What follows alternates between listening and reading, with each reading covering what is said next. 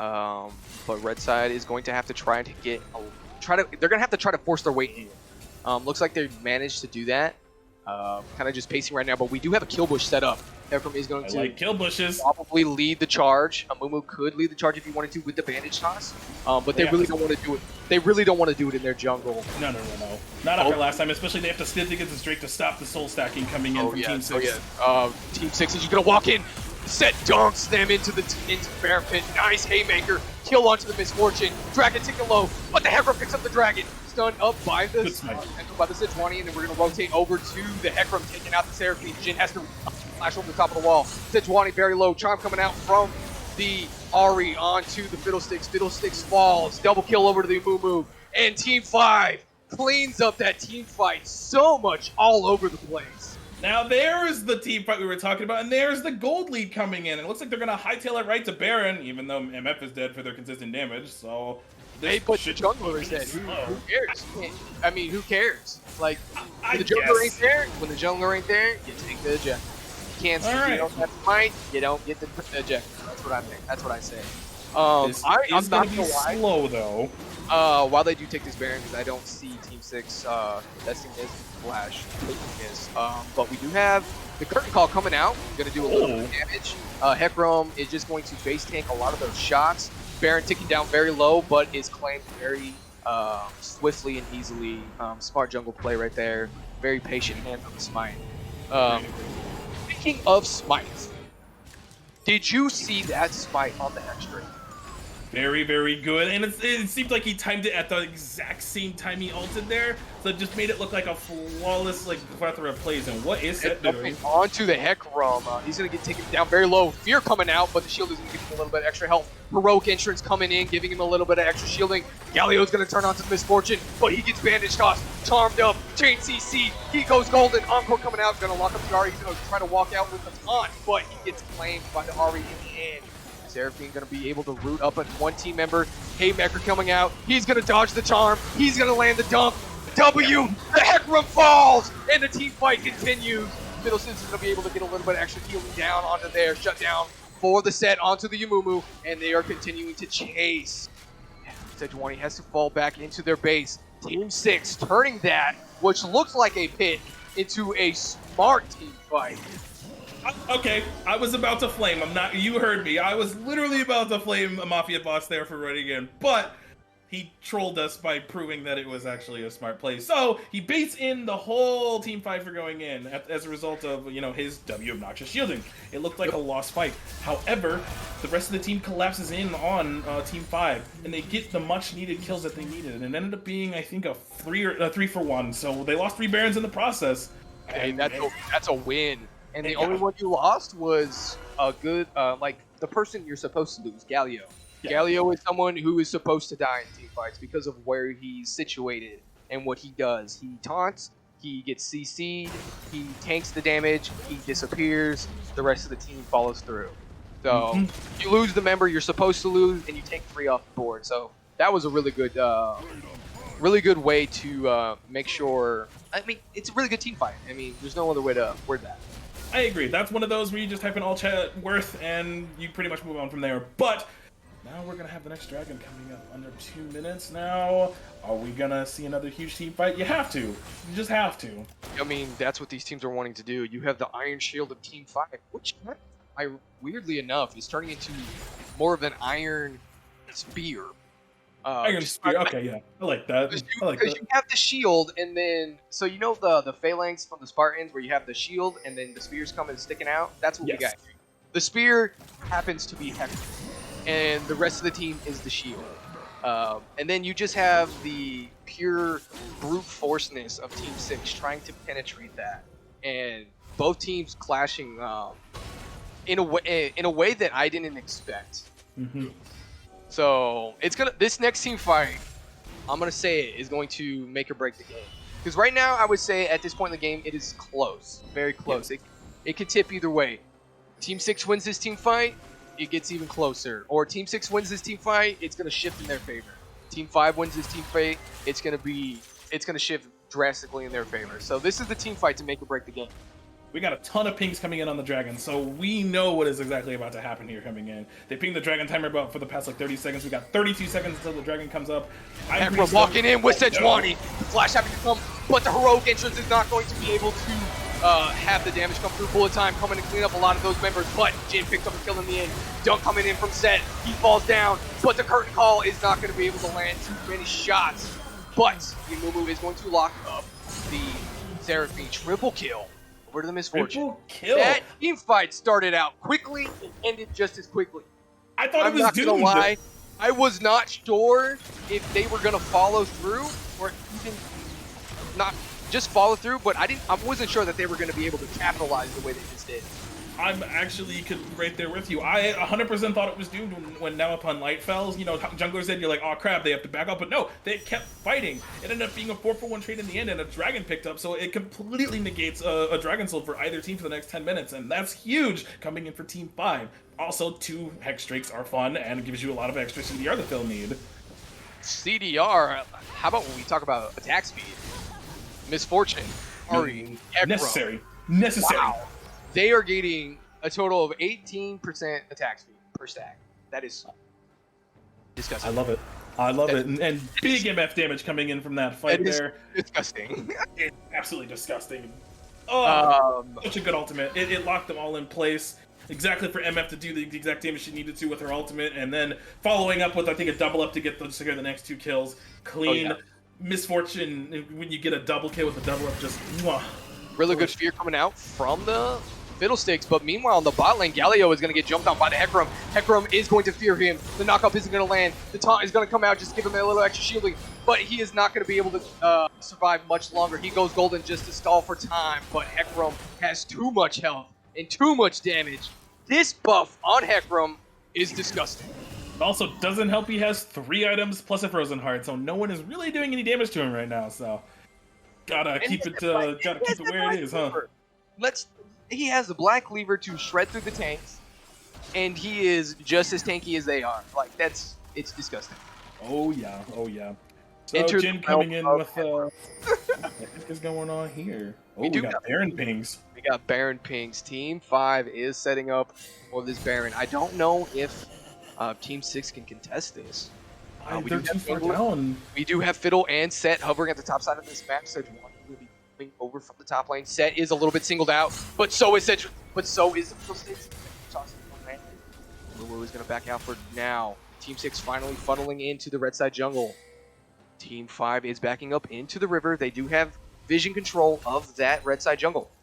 I'm going to toggle the vision here for a second, see what we got.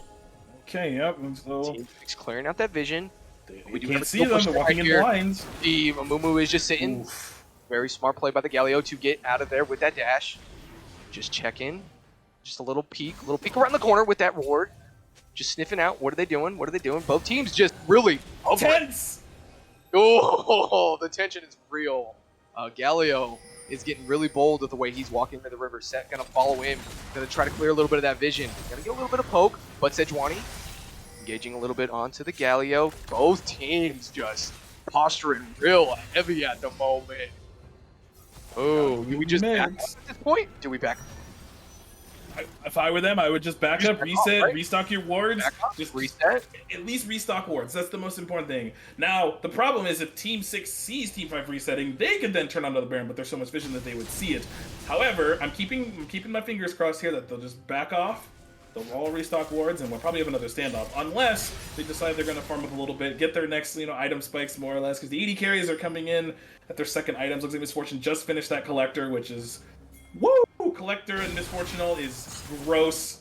And then Jin, I don't know what he's doing for his second item. He's probably going for that Lord Doms at the moment, sitting on that last Whisper at the moment. Not sure I agree entirely with the Executioner's calling right now. I get it, it's for the Hecarim, but that's pretty much all there is, and the healing isn't that much. No, it won't be that much. But the Vision Dance continues. Baron really huge objective for both teams at the moment. Indeed. I like what this Jin is doing, using his W to make sure that the other team isn't on Baron. Because he can spot it out real easy. Gives him a little bit of vision, and he can tell, and he can notice, give the team a little bit of heads up when how low the Baron is, if they started it, or if they've started it at all. So I like what the Jhin is doing. He's sitting in that top lane so that he has quick access to throw a W over the top of the wall. Indeed. So we have resets coming in for Now Upon Light again, probably resetting and getting a couple of pinks. But we have Dragon coming up soon. Yeah, we do. Team 6 is getting really... Oh, this back was stopped. Yes, his back was stopped. Team 6's resets are coming in very late. Blue side is going to be able. Blue side is going to be able to set up really early. Oh, no, this is complete control for Team 5. This is complete control. They really can't walk into the river at the moment, or even their own jungle for that matter. Once again, as I check the vision, there's absolutely none for them in the river. They're walking into complete darkness. Like, you have pinks coming out, but it's total darkness. They can't see anything, and one Amumu bandage, and the fight's pretty much over before it even starts. They had their big ults though, so even if Set decides he wants to face check, bandage toss is gonna whip right there. But the chain CC, the Jhin is gonna follow through. Encore not gonna be able to do much. Curtain Call comes out. That is in the pit. He is doing damage, but the stun from the Glacial Prism and the Curse of the Sad Mummy goes through. Hecarim is on the back line, doing so much work onto the Seraphine and the Jhin. He gets rooted up. Bullet Time coming out to clean the rest of the team. Baron. Bot lane has to run away. Hecarim decides he is not going to chase, and he is going to go for the Baron. Team 5 for the win. Yep. Four dead. Nope, it's actually 3 because I can't count, but the bot lane is still alive here for Team 6. 3 dead, 5 alive, and it is going to be just a free Baron. No contest. Nope, it's free. That was such unfortunate that Team 6 could not do much with that train. Couldn't get into the pit. And as they soon had as no vision. I mean, even if they did have vision, it was more of how did we get there? Because Team 5 was playing so far towards the mouth of the Baron of the Dragon Pit, or even outside of the river itself. So it's not like Set can pick somebody up and go in there, so that Galio could follow through, and then Fiddle can finally walk in. It was just Team 5 was just playing so far back that Team 6 was just swinging at this point. Like, come on, like come here so I can grab you. So really smart plays coming out from Team 5. Not and letting. It's so sad. It's you hate to see it. They're doing exactly what they need to do. It's really good gameplay, and it's a feels bad moment if you're on the side of Team 6. Because you're like, I know what I need to do, but we just can't get there to do it. Like we can do it. We have the damage. We have the Fiddle ult coming over to fear the Amumu. Gonna land the silence. Gonna chunk him out for a good amount of damage. But all team members are coming in for the follow. Hecarim doing a lot of damage to the Fiddle. He falls down. Charm coming out from the Seraphine. And Amumu is going to fall to the Galio, but the fight is not over just yet. Amumu is going to get hit. MF is going to hit for a little bit. Laners are duking out on the top lane. Hecarim is going to single out the Galio. He's going to get charged. He is going to get chunked. He's going to taunt, but it's not going to be enough. From kills the Galio, and they take the tower. More gold. It's just going to expand the gold even more. It's already 11,000. It's just going to get more and more out of control the more towers they take. This is probably an inhibitor tower with 2 dead, or even an inhibitor. No one's backing to even try to stop the push. And Sejuani's doing a really good job keeping Set right there. Keeping him planted. He can't even move, and he's getting chunked out too. Just look at how beefy she is. I know. She's got Fimbulwinter. She's got Frostfire. She's got Thornmail. She's working on that. Oh, dude, she's working on the Frostfire. Like it's kind of disgusting. oh yeah. All right. Frozen Heart. We're coming down a little bit. The Baron buff will be expiring here in about a minute, I think. I mean, you say calming down, but the way that Hecarim is playing, he's just gonna go for it. They're gonna siege down that mid lane tower with the before that Baron buff expires. Get those Baron power recalled. They might be looking for the end of the game here. I would also think the end of the game. However, I do highly believe they might stall. Sack the soul. Sack it. You don't really need the soul at this point. You can. I agree. You could probably end the game after the resets come through. Just gonna also casually point out we are at that point where Hecarim is 13-4. I think you are looking to ban this next game. That's just me. That's a ban. It's an instant ban. That's an instant respect ban. Oh yeah. Ain't no way I would let him through. Oh, or you know, Team 6 is gonna be blue side, so they could first pick it. So it's still an option. I suppose. But that's game 2. We're getting a little ahead of ourselves. Yeah, you're right. As we're focusing in here about 34 minutes into game 1. Team 5 in absolute control. It seemed like for a little while, even though they were up only 4K, that it was still kind of close, but just the wallet kept getting fatter and fatter for Team 6 to handle with great Dragon objective fights. Oh my goodness. Amazing Dragon fights. Oh, That Set led to this looking like point. he's just gonna just continue to stop the backs of Necrom. Okay. Set's at the point where if he wanted to 1v1, he could. I don't know if he can 1v1 it. Hecarim does have anti-heal, so probably not. He's got the anti-heal, he's got Frostbite, so Set's not going to be smacking him fast. No, On top of that, he's got Black Cleaver, so it's not like Set's shield is going to be doing much. Oh, we the got a Death Fnatic Rush. Bush. We got a Fnatic Bush. 4 members are lined up here in the river. 20 seconds till Drake. This Supers is in the base.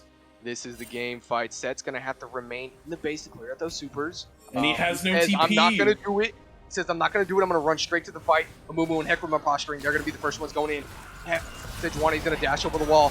And all of the ultimate's going to miss on the side of Team 5. But they're still going to manage to get a little bit of damage onto the Seraphine. But her Encore does hit. The chain CC does follow. Hecarim's health bar does go low. Galio does fall down on the other side of the fight. And it's going to be a 1-0 in favor of Team 5. But the fight is not over. We do have full health members on the side of Team 6. They are posturing very heavy. Amumu is going to get a Haymaker. They are targeting the wrong person. They have to stop the soul. Fiddlesticks manages to get in the river, but does not manage to get to Fit. He does get jumped on by Hecarim and the Sejuani. That combo is very, very lethal. Gold's golden. Goes down. And we turn to the other side of the river. Jhin cannot do a lot of damage. He's getting chunked out so hard. And Hecarim manages to get a double kill. Yep. TP into the enemy's base. And that will be game 1. It's just controlled from the start, it seemed like. I don't know if you're going to be able to stop this. The Haymaker comes through, the charm lands, the shield comes out, he does really huge damage, but they have Exol, so he is not going to be able to survive this fight for long. Those two members were tanking so many tower shots right there. Game 1 going over to Team 5. God, Team 5. Whew. Ooh, That was something. that was a spicy game. Hecarim. It's Hecarim, man. It's Hecarim. Hecarim. It's Hecarim. It's the Hecarim show. Welcome, everybody. Good to have you here. I don't know what to say, man. Hecarim has just been on top of it. Unbelievable. Unbelievable. Not Hecarim. even just the Hecarim as the champion, but the man piloting Hecarim, the jungle sense, the jungle awareness, the patience, the absolute patience on the smites coming through to secure objectives. I got chills just thinking about it. So this raises the question. Highly Oh. contested pick or insta-ban every time? What are you going to do about Hecarim? It's blue side. It's always on blue side, right? Right. If you're on blue side, then you're chilling. Red side's now in the responsibility to ban out Hecarim, and blue side's just chilling. It's going to be such a good pick going up. I'm surprised they didn't first pick it as well. We didn't even think they would pick it at all, to be completely honest. Not gonna lie. But I mean, we were talking about those about the Yeah. patch note. I mean, I'd be surprised if they didn't ban it. Not gonna lie. Okay, freak. Pull up the patch notes again. Okay, there's something else we need to talk about. Gotcha. Look, Team 5, they walked away with the victory. Overwhelming strength from Hecarim, and the rest of the team just played some of these team fights so well. They had the ability to lock down Team 6 and just spread out. Team 6's whole goal was to get people tight in the wrong spots, out of position, and then just dunk on them with everything they had, but they just couldn't get it. And now, one thing on Team 6 we need to talk about is Set actually got buffed this patch as well. Correct? So I think Set was actually really scary that game. He was getting denied a lot because the other team was so far ahead. But Set definitely, you could see the some of the strength that Set had. Take us through what changed. So really wasn't really too much of a change. Just the AD ratio was increased on the Haymaker, which is why the Haymaker kept blowing people up from 20 to 25%. Then the Facebreaker, the slow, was increased from 50% to 70%. So it doesn't seem like much, but it kind of showed, especially the Haymaker damage. Oh my god, that was obnoxious. Yeah. So I just want to caveat. The only reason why you can land such big Haymaker damage is because the slow duration is increased. Mm-hmm. You're able to line it up for that true damage more consistently because they've been slowed longer. So that's why Set is probably going to be one of the better top laners this patch. Right alongside Camille. Camille's buff is kind of insane. Ah, yes, we did talk about that yesterday, and that did. adaptive shield buff is going to be obnoxious. Maybe Camille is a pick in the set. I doubt it, but I would like to see it. Skill matchup, it'd be cool. I do want to caveat off of what Quicksand said about the set, because I did mention it, and you were absolutely correct. You could see how much set was doing, but Team 5 was just able to, like you said, spread it out, but it was more of play of reach. So if you've ever seen a boxing match and you have somebody with a long wingspan versus somebody with a short wingspan, wingspan wants to get in your face, whereas the long wingspan wants to keep you at a distance, and that's what Team 5 was doing. They were just able to keep set over there, so we couldn't dunk them. So I was like, no, we're not gonna get dunked. We're gonna wait. We're gonna wait. We're gonna. They were playing patiently. They were playing smart, and it was kind of disgusting to watch because it was so good the way it was being like crafted. Like you could see it. It's so. Whew, it was cool, really, really cool. But it makes you wonder what Team 6 is going to do for Game 2. I assume they're going to be on the other side, on blue side for Game 2. So, do you prioritize the Hecarim? I think so. Let's assume Team 5 doesn't ban it. I think you first pick it. It's such a good pick. What do you think, Quicksand? What does Team 6 need to do? Yeah. Look, okay. Again, this is how a lot of drafts go. Team 5, whoever's going to be on the blue side, gets the ability to decide who runs the entire draft. They get to decide how things go because it's not their responsibility to ban out the scary people. It's the other teams. If one champion is particularly broken running into their draft, then it's up to red team to ban it. It's exactly as you're saying. Okay, this is exactly what's going to happen. If blue side bans Hecarim, I'm going to cry. Blue side is going to like it doesn't make any sense.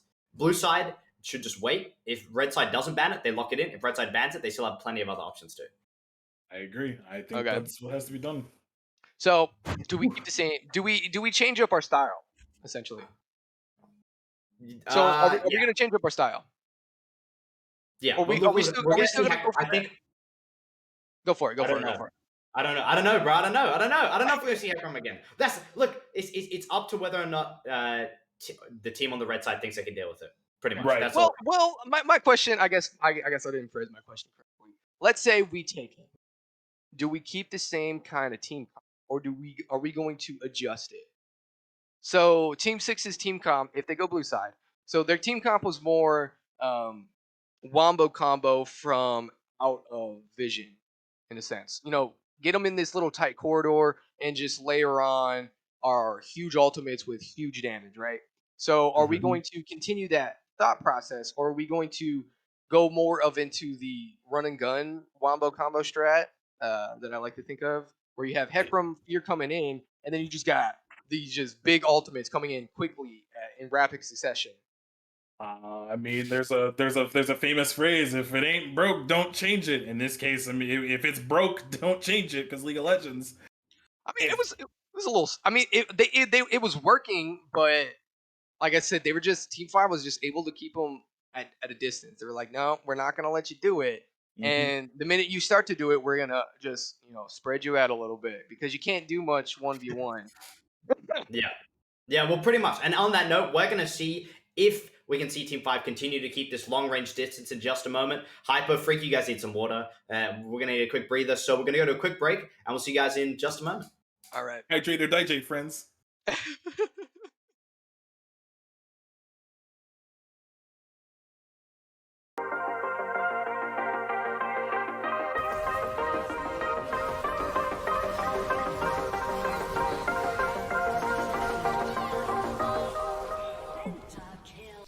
Like, you know where, like, the cleavage is? Where, like, the boobs touch? Or supposed to touch?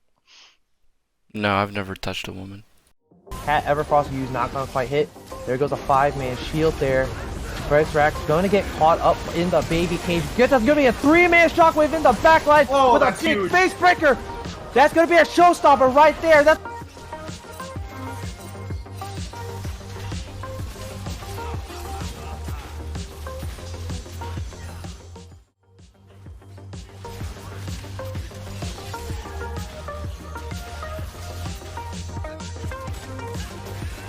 Can't get slowed when he was in Pike's Eve. I have to. Nice.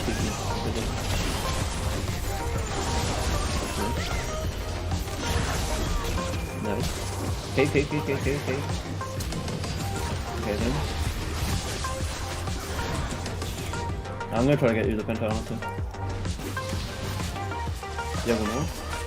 You can't die with blue. It's gonna get dog.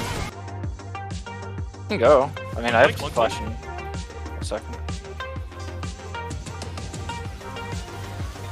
Oh my god! Of these teleports on the side of CCW. They might try to go for a pick here. Box Prime has to be careful. Doesn't know they're all there. This could be the pick they want, but you have to be careful as well, though. They're gonna burst him down. Box Prime dies before anyone else can go in. They don't get the second call of the force guard, and here we go. Here comes the Vlad. Keep an eye on the Vlad. Vlad on the back line. There's a double knockout. Keep an eye on the Vlad. Vlad gets one of them. Vlad's able to get two of them unbound. He's gonna survive on the back end of it, but they're gonna be able to kill the Anivia. And there's two dead on the side of CCW. Can they get more? There's the Vlad. Can they get the knockup on Asthmatic Boy? Can he get the blast kill? No, he can't. He's gonna fall incredibly low. They're gonna keep going in. Team Shooter is gonna be able to get the root. They're gonna try to find more. They're gonna find everyone. But there's the kill. Unbound. He's doing it all. Unbound is doing it all. Give it out. Unbound. Unbound's killing them all. Unbound is winning this game. Okay. You guys good? They're definitely gonna get it, but I think we win this one, guys. Nice. Oh my god.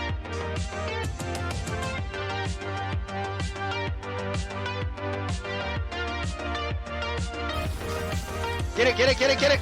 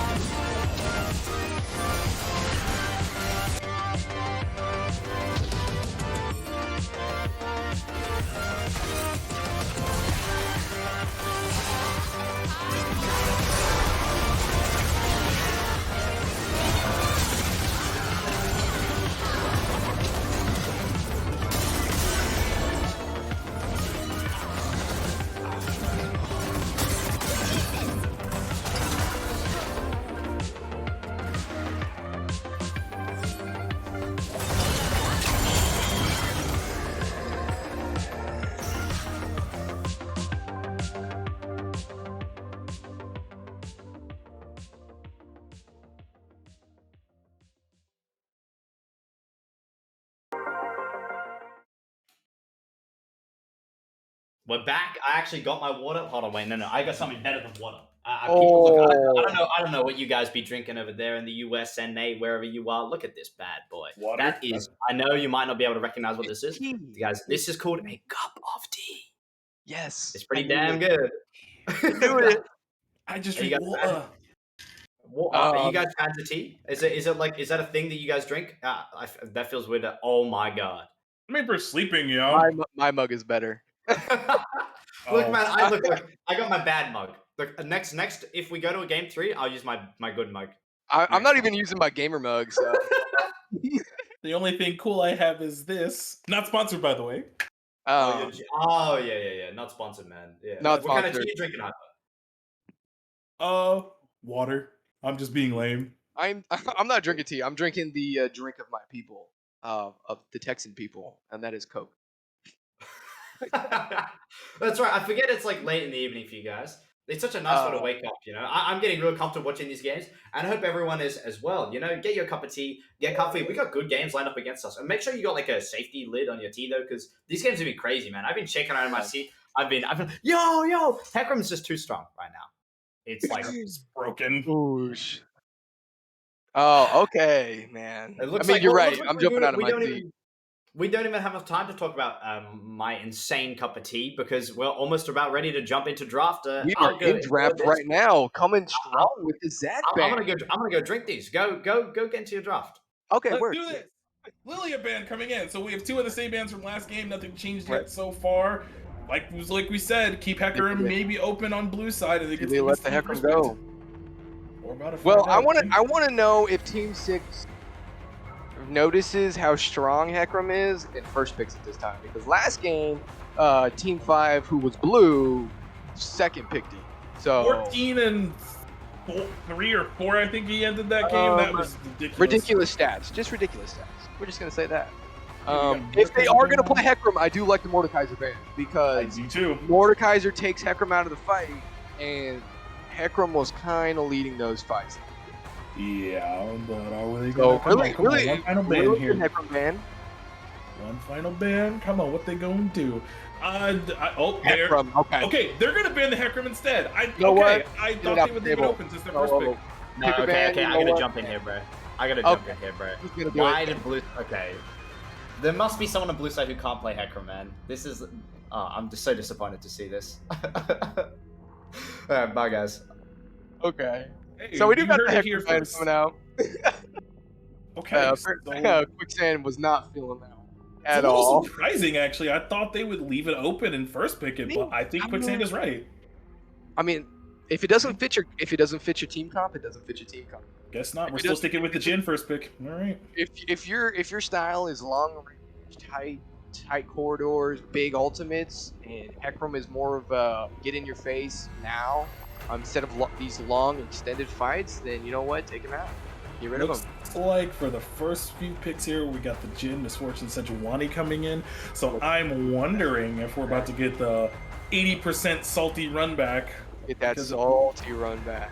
Looks like so far we got the same picks coming in. What are we? Sejuani. Are we getting the Seraphine again? Sejuani's still a flex, though.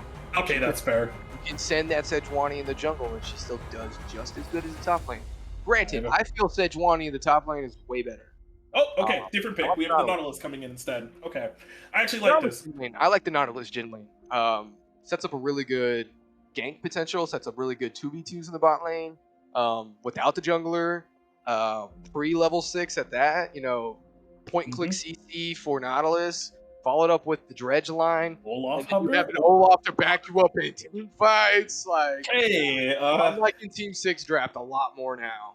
I am Opting to go for the Olaf early instead of having it banned out, so that's really smart.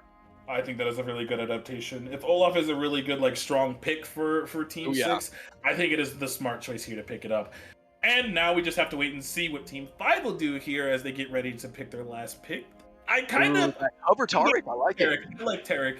I like it. Yes, I like the Taric. Now Olaf, I imagine, is going to go into the top lane,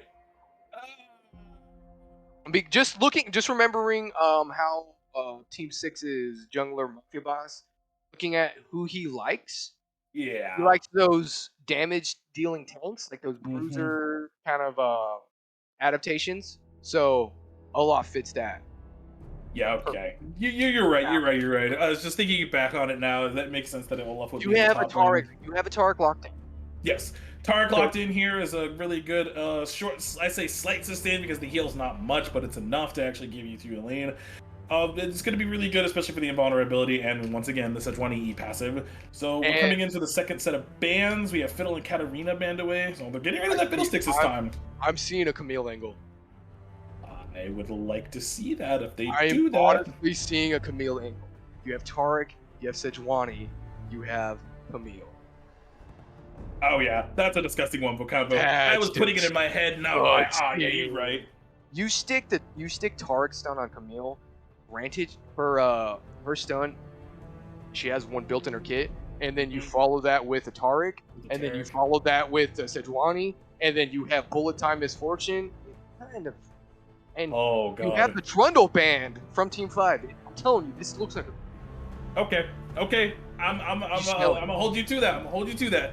If we see what happens with the potential Camille pick, I like the Ari ban here too. I like the Ari ban. Ari was doing a lot of work. Last. So now we wait. Do they pick the top laner here, or do they pick the mid laner? There is a chance they might go for the counter pick, but we just don't know. Just pick the top laner. You know who the top laner is. Okay, that's fair. Diana, I like Diana it. jungle. Okay. I like it. You know what? Like the Diana pick. Diana just as good as the Camille. You need a little bit of magic damage. Diana is she's your gal. Still a flex too. Pause that thought. Actually, their mid laner actually plays Diana, so it could be Diana mid, which we haven't seen in a long time. It's just been popularized in the jungle. Or it could be, our little obnoxious tank Nashor's Tooth Diana build. Vi being hovered here. Coming in, Team 6's comp is looking just as gross as Team 5's. Alright, you were right about the Olaf top. Oh, give you wow. that. What a surprise. I mean, Olaf in the top lane is just really is better than Olaf jungle in the meta at the moment, at least in my opinion. I am a dirty ADC main, so. Not sure how I feel about the Vladimir here, though. I guess it provides some much-needed adjectives that the enemy team needs. It provides some burst, and it gives you pretty much some safety against whatever their top laner pick might be or already is going to be. And you know, I think it's a Victor. Okay. Diana so Jungle then. Diana Jungle. Okay. Okay then. You know what? Vladimir isn't a really bad blind. It's bad not a bad. pick. It's not a bad pick. It's not a bad blind pick either.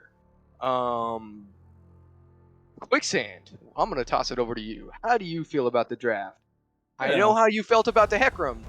How do you feel about the draft overall? Let me just have a sip of tea from my cool mug. Oh my goodness!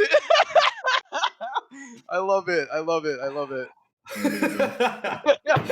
anyways, yes. That draft. Look, to be completely honest, I still like Team 5s a lot more than I like Team 6s. The Vladimir pick, I have actually not seen that ever in any tournament leagues that I've seen. I've never seen a Vlad locked in for a long time, and seeing that Vlad locked in, especially up in the face of a Victor who has that sustain of Taric, Sejuani on the front line. Right now, Team 5 just looking so strong, and I think here's the thing: Team 5's ban. I was thinking about it when they banned out the Hecarim, right? Okay. Blue side should never have to ban out the priority pick. It should be the responsibility of red side. I agree. Now, but the ban came out because Team 6 wasn't sure if Team 5 were going to play it or not, right? Because they wouldn't have banned it. Sorry, fuck, man. I'm getting stuck inside my head. Words are hard. Yeah. Okay, let's try that again. Okay, ban came through because they weren't sure if the other team was going to ban it. Right. Because if the other team didn't ban it and they didn't want to play it, then they would have been in a bad spot. There we go. Okay, we're through. Okay. But so the Hecarim ban, you're right. It's because Team 6 didn't want to play Hecarim. It's as simple as that. And it's an unfortunate choice, but Hecarim has been really strong recently. Yes. And you know what? I mean, it's kind of smart if you think about it. It's kind of a big brain play by Team 6. It's, you know what? We're not going to ban it. So if you don't ban it, we're going to play it. And you don't pick it. Exactly. You know what? Good call. It's kind of I guess they were kind there. of getting into their heads a little bit about what are we gonna pick? What do you think we're gonna do here? You got the last man. Are you gonna do it? You don't know if we're gonna do it. It's a little bit of mind games. Kind of forces Team 5, the blue side, to waste a ban on the Hecarim. So I like it. A little bit of a chess move right there. Besides that, I mean, we were kind of going through it, but overall with team comps, I'm still feeling Team 5 a lot more. Team 6 just doesn't have any standout picks that I think really are going to dish out damage. I mean, they're facing up against a Diana and Miss Fortune, being able to pull people in, get the bullet time. There's so much shutdown, so much CC. It's disgusting. I mean, Freak, what was your take on the team comps as a whole? God, man, it's especially for Team 5 with the Sejuani Diana, you're just looking at some gross, possible wombo combo potential, and you get the Victor field around it, you can lock them in. You're just layering on this consistent amount of damage that Team 5 has. Team 6, on the other hand, it looks like to me they're going for more burst, except the Olaf. The Olaf is looking to run you down, but the Vi, the Vladimir, and the Jhin are looking to kind of just blow you up before you can really do anything, and I don't think they can do that. Now, if they stack Merc Treads, they'll probably be able to survive a little bit, but I don't anticipate them all building Merc Treads, to be completely honest with you. I think they should, but it's just really, I think laning phase is going to determine the entirety of the game. Oh, that's right, League of Legends does that. So what I mean in this case, I think it's going to come down to mainly controlling controlling the map in a way that opens up. I'm trying to think of the word I'm looking for. This is English. Wow, English is a hard language. Huh? And I know, that's what I'm saying. I actually gotta keep a dictionary next to me. Do you really? Wow. No, I wish. I'm gonna do that right now. All I got next to me is 1,000 places to see before you die. Not exactly helpful right now. Yeah, I got this one. Innovative investment guides to Bitcoin and beyond. That's what I got. But we're all good here. I mean, I gotta throw it out there. I think you guys are underestimating the power of this champion and what it does for the comp. So we've been talking about the Victor. We talked about the Diana, the Vi, the Olaf, the Misfortune. Granted, everything you guys said was absolutely correct. Okay. Red side has the better team because of one champion, and that's Taric. Yeah. It's literally Okay, Taric. I'll give you that. I'll give you that. He is pretty disgusting. The reason why I'm saying this, so Taric provides peel for your carry. Now, your carry is going to either be who's ever fed first, Misfortune or Victor. It's going to be one or the other. Even Diana could get fed. He's got 3 potential targets to peel. Diana really doesn't need the peel. Victor and MF, they need the peel. With that being said, you put Taric E on your Diana, you put it on the Sejuani. Whoever you want to put it on, doesn't really matter. Taric can grab his entire team with the ultimate because he sits on his backline carries while the 2 Diana Sejuani go in. Everybody's immune, and blue side just goes, we can't kill it. We can't do it. The Taric. I cannot believe it. I mean, it's just their team fight's gonna be nasty, and so although Team 5 blue side, yes, has a really good team comp draft, and you can clearly see their game plan that they want to do. But Taric throws the wrench into the engine just right, and it is the team is. I mean, the early game is going to get dictated by blue side. It's because Taric won't be able to move around the map as much. The minute those towers fall and objectives start to become the priority, Taric's going to be able to A, help snowball the lead that was gained, or B, switch the game completely. So I'm going to give it to red side. And red side, in my opinion, based off the Taric pick, it's gonna be a banger. I think Team 5 is definitely gonna just walk away. I think they're gonna run over this game. When we be completely honest, I'm gonna throw it in now. They're gonna run over this game. A 2-0 coming out of Freak. I'm saying we're going to game 3. Quicksand. Nah, it's gonna be 2-0. Team 5. 5. Oh my! Yeah. Team 5's coming through. They look. But I really think it could go either way. Right now, as far as I know, I think that it's just such a diverse amount of champions. I want to see where Vlad goes. I'm going to be completely honest. I've never seen Vlad, and that's probably for good reason. It's just a champion that almost never comes up in these kind of plays. And Freak, there were no buffs or nerfs to Vlad, right? Were there any changes? Vlad hasn't been touched in forever, as far as I know. Poor man, he needs some human touch to bring him back into the game. I feel bad for him, but it looks like maybe we'll see Vlad finally get the chance to be under the spotlight, get things running, get things going. And it looks like we're just about to get things going. So, on that note, it looks like Hyper and Freak, it's time for you guys to take the game away. Okay. Right.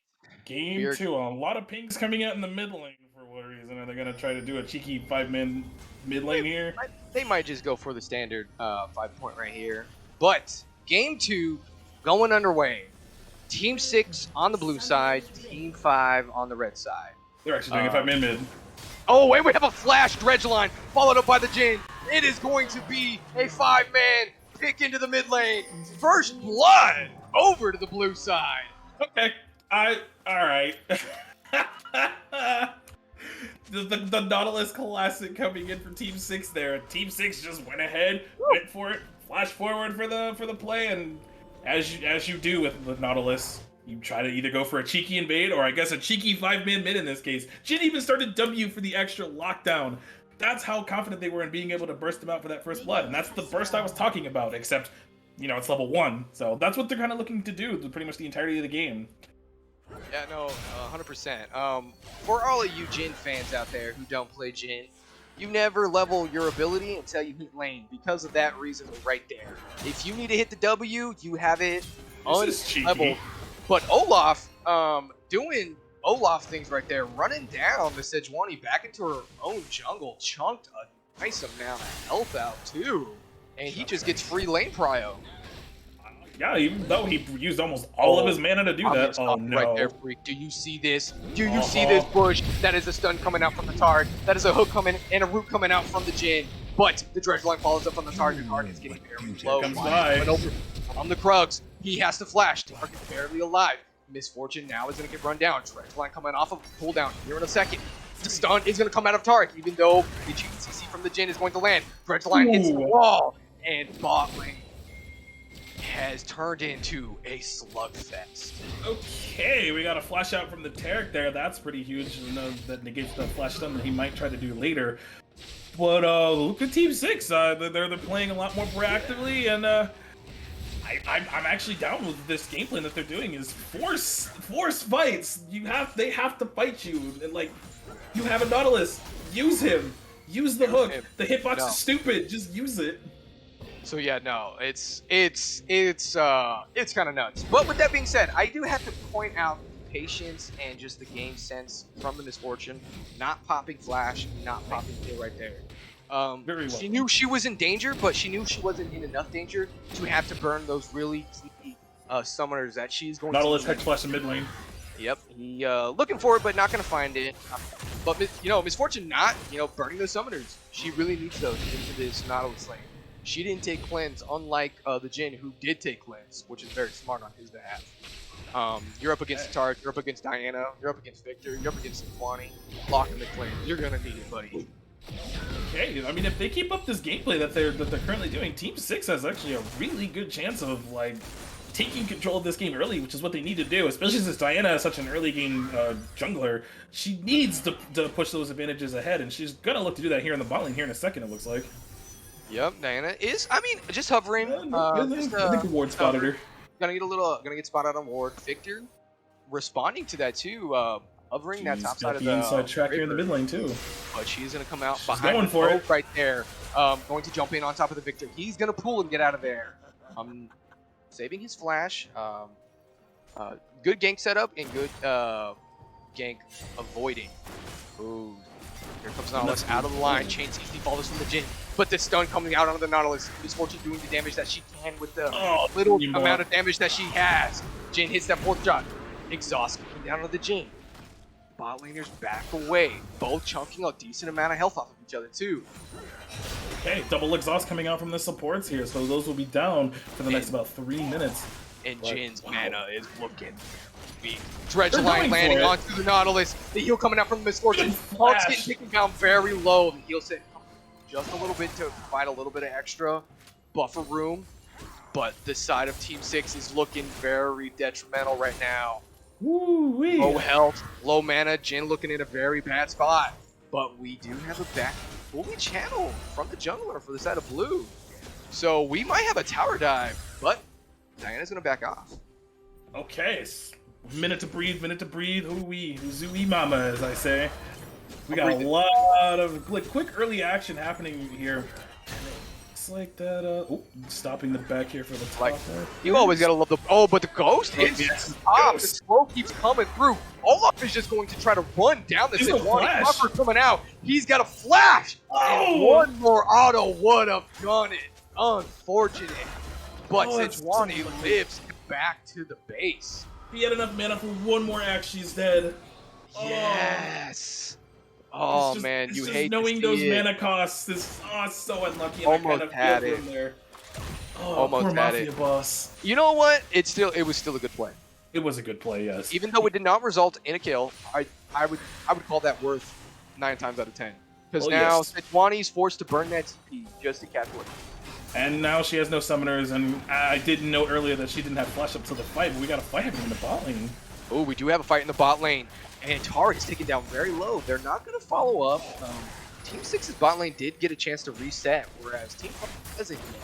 So they're looking ripe for the picking at the moment. Definitely looks like it. And we have an invade happening on the top side by the Sejuani. Or that wasn't an invade, my bad. It's actually a ward that she's popping in the blue buff to make, keep track of that guy. Yeah, and as you say that, she is getting close to getting spot out of that ward right now. I'm gonna toggle my vision because I think there she might is. see her. Yeah, they see her. Just caught her. Diana knows where the Vi is, so if she wanted to come for this gank in the bot lane, she very well could without any sort of counter game. She's hovering that Bass Pan. She's gonna go on top. Both shot coming out from the Jhin. The root coming out. Chain CC followed up by the bot lane. They're gonna try to get out of there. Diana jumping onto the Nautilus. Stun coming through from the Taric. Nautilus is taken down very low. They're gonna give it over to the Diana. They're looking for the Jhin. Jhin is getting a little bit extra movement speed off of that free footwork, but he's gonna back out. Okay, wow. Vladimir is gonna be hovering right there. That blast tank, get a little extra vision. Really great game by the Diana.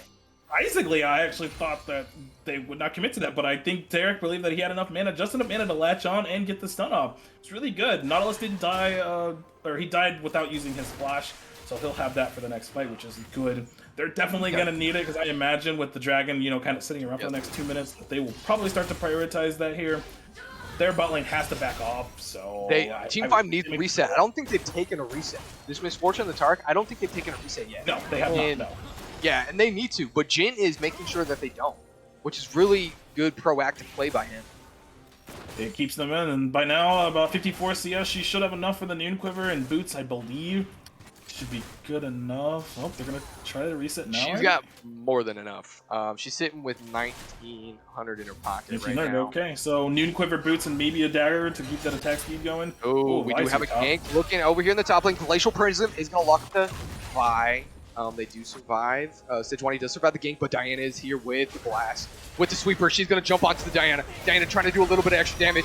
Diana all coming out. Vi taken down very low, but it's returned swiftly by the Olaf. Olaf is now looking for the Sejuani.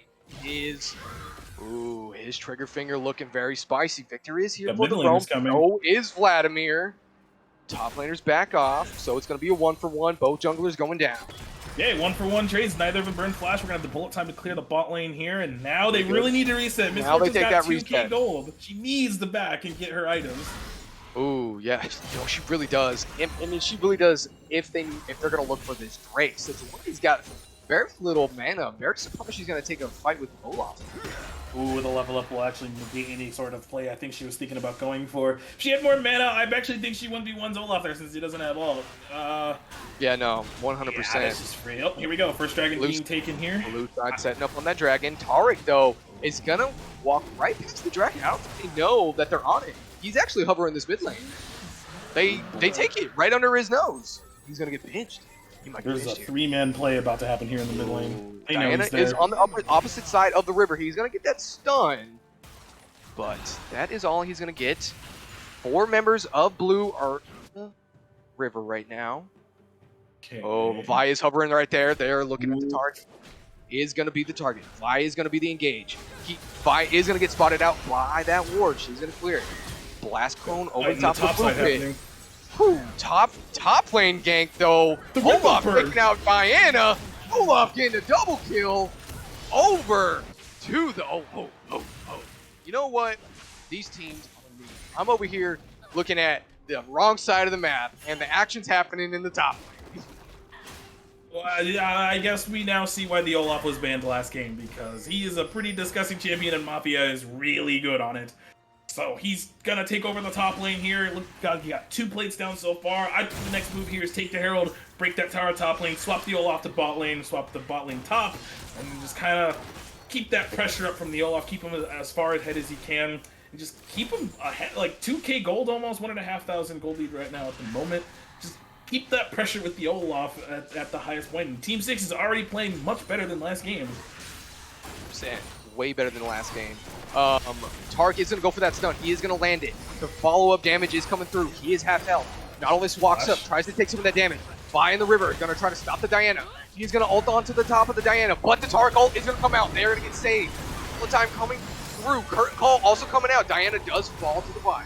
Both teams are going to have to survive the bullets coming out from the Curtain Call, but it is going to be a 1-for-0 in favor of Team 5.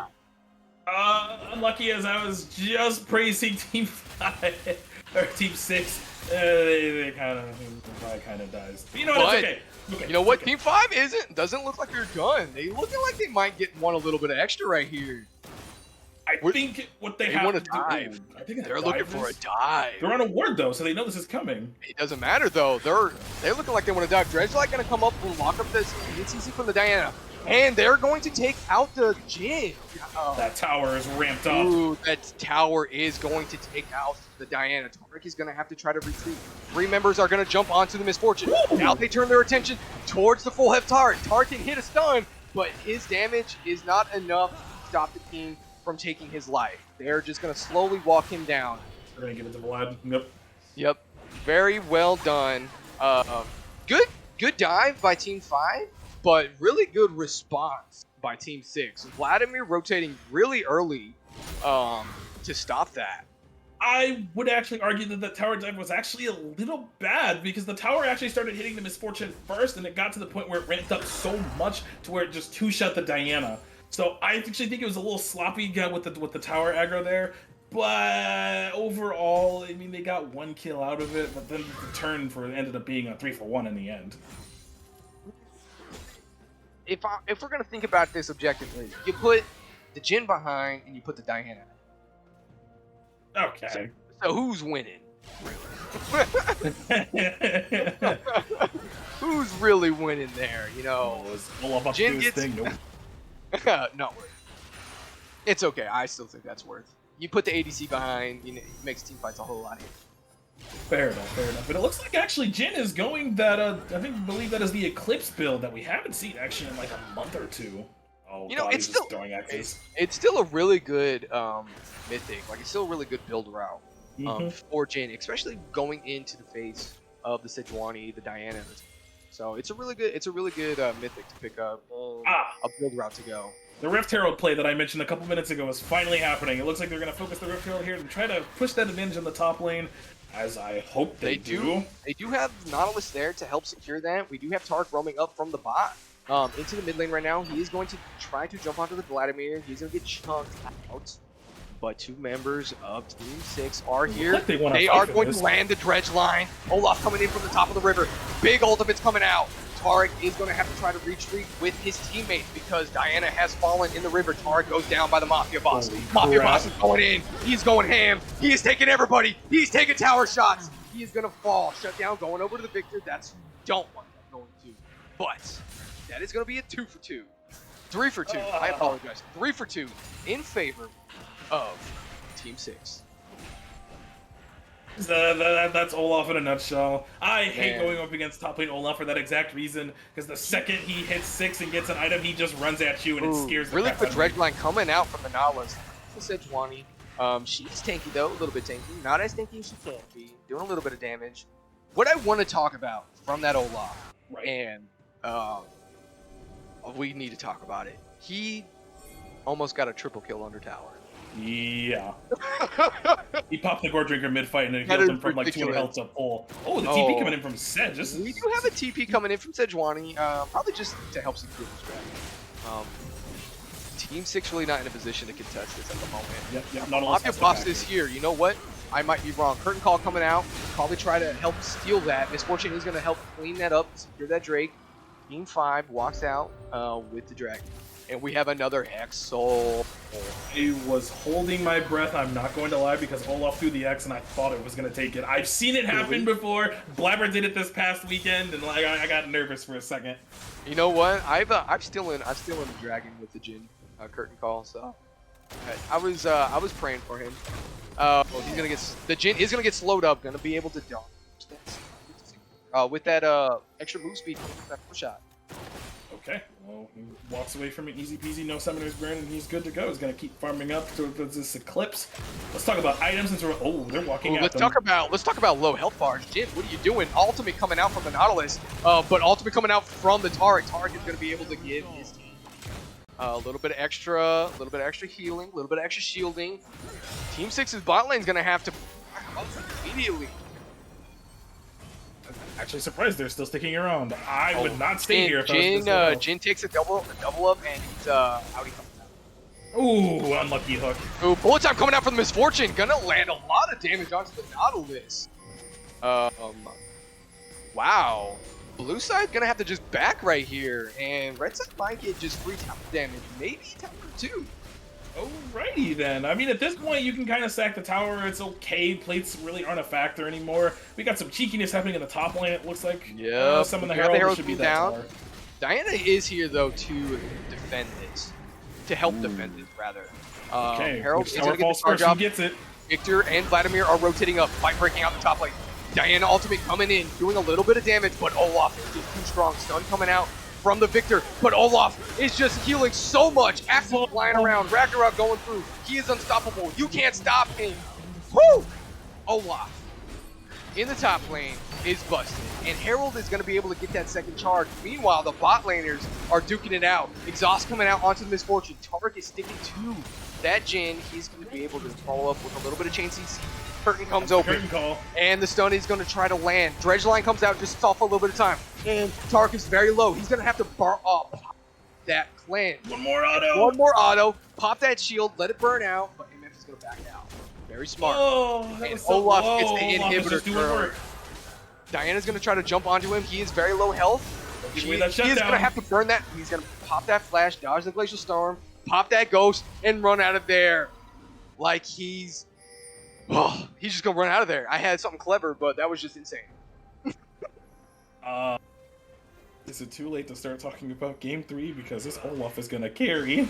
Oh, you send that Olaf bot lane, rinse, repeat. Olaf, broken! I don't wonder why they banned him in the last game, because this is exactly what would have happened in the first game. He's just running over the top lane. He's got the whole lane, the inhibitor is exposed 17 minutes into the game. You just have to send him bot lane now, and like you said, rinse and repeat, he'll do the same thing again. They might, the next Herald, I think there won't be another Herald, because I think the first one was taken too late. So... I'm gonna have to point something out. Yeah? If we can toggle the gold at the moment, Olaf basically has all of Team 6's gold. Yeah, he's 7-1. 20 CS up doesn't With matter that because he being has 7 said- kills. But with that being said, the minute you kill Olaf, Team 6 doesn't have a team.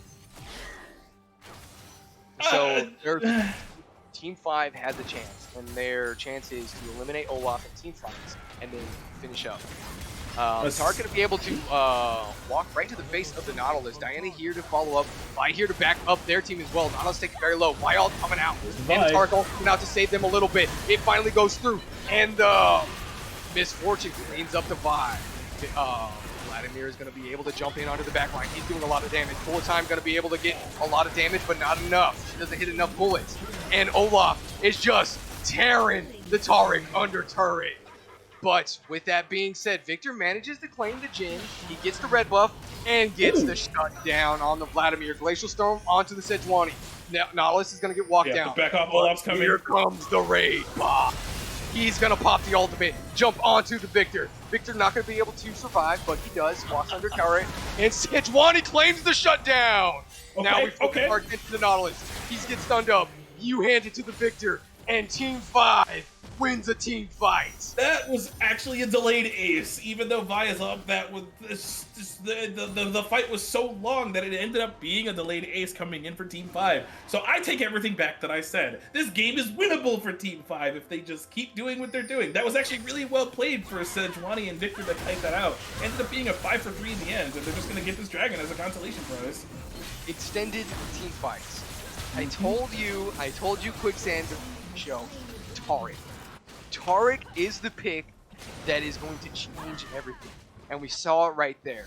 Diana taken so low, but the minute Taric ult went, she was able to deal more damage right before she was timed out. And even still, the stun, the shield, the heal coming out of the Taric just absolutely changed the face of that fight.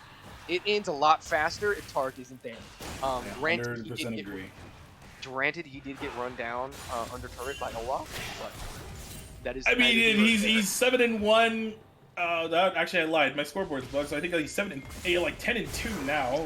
2, and we are going to be looking at a tower dive onto Victor.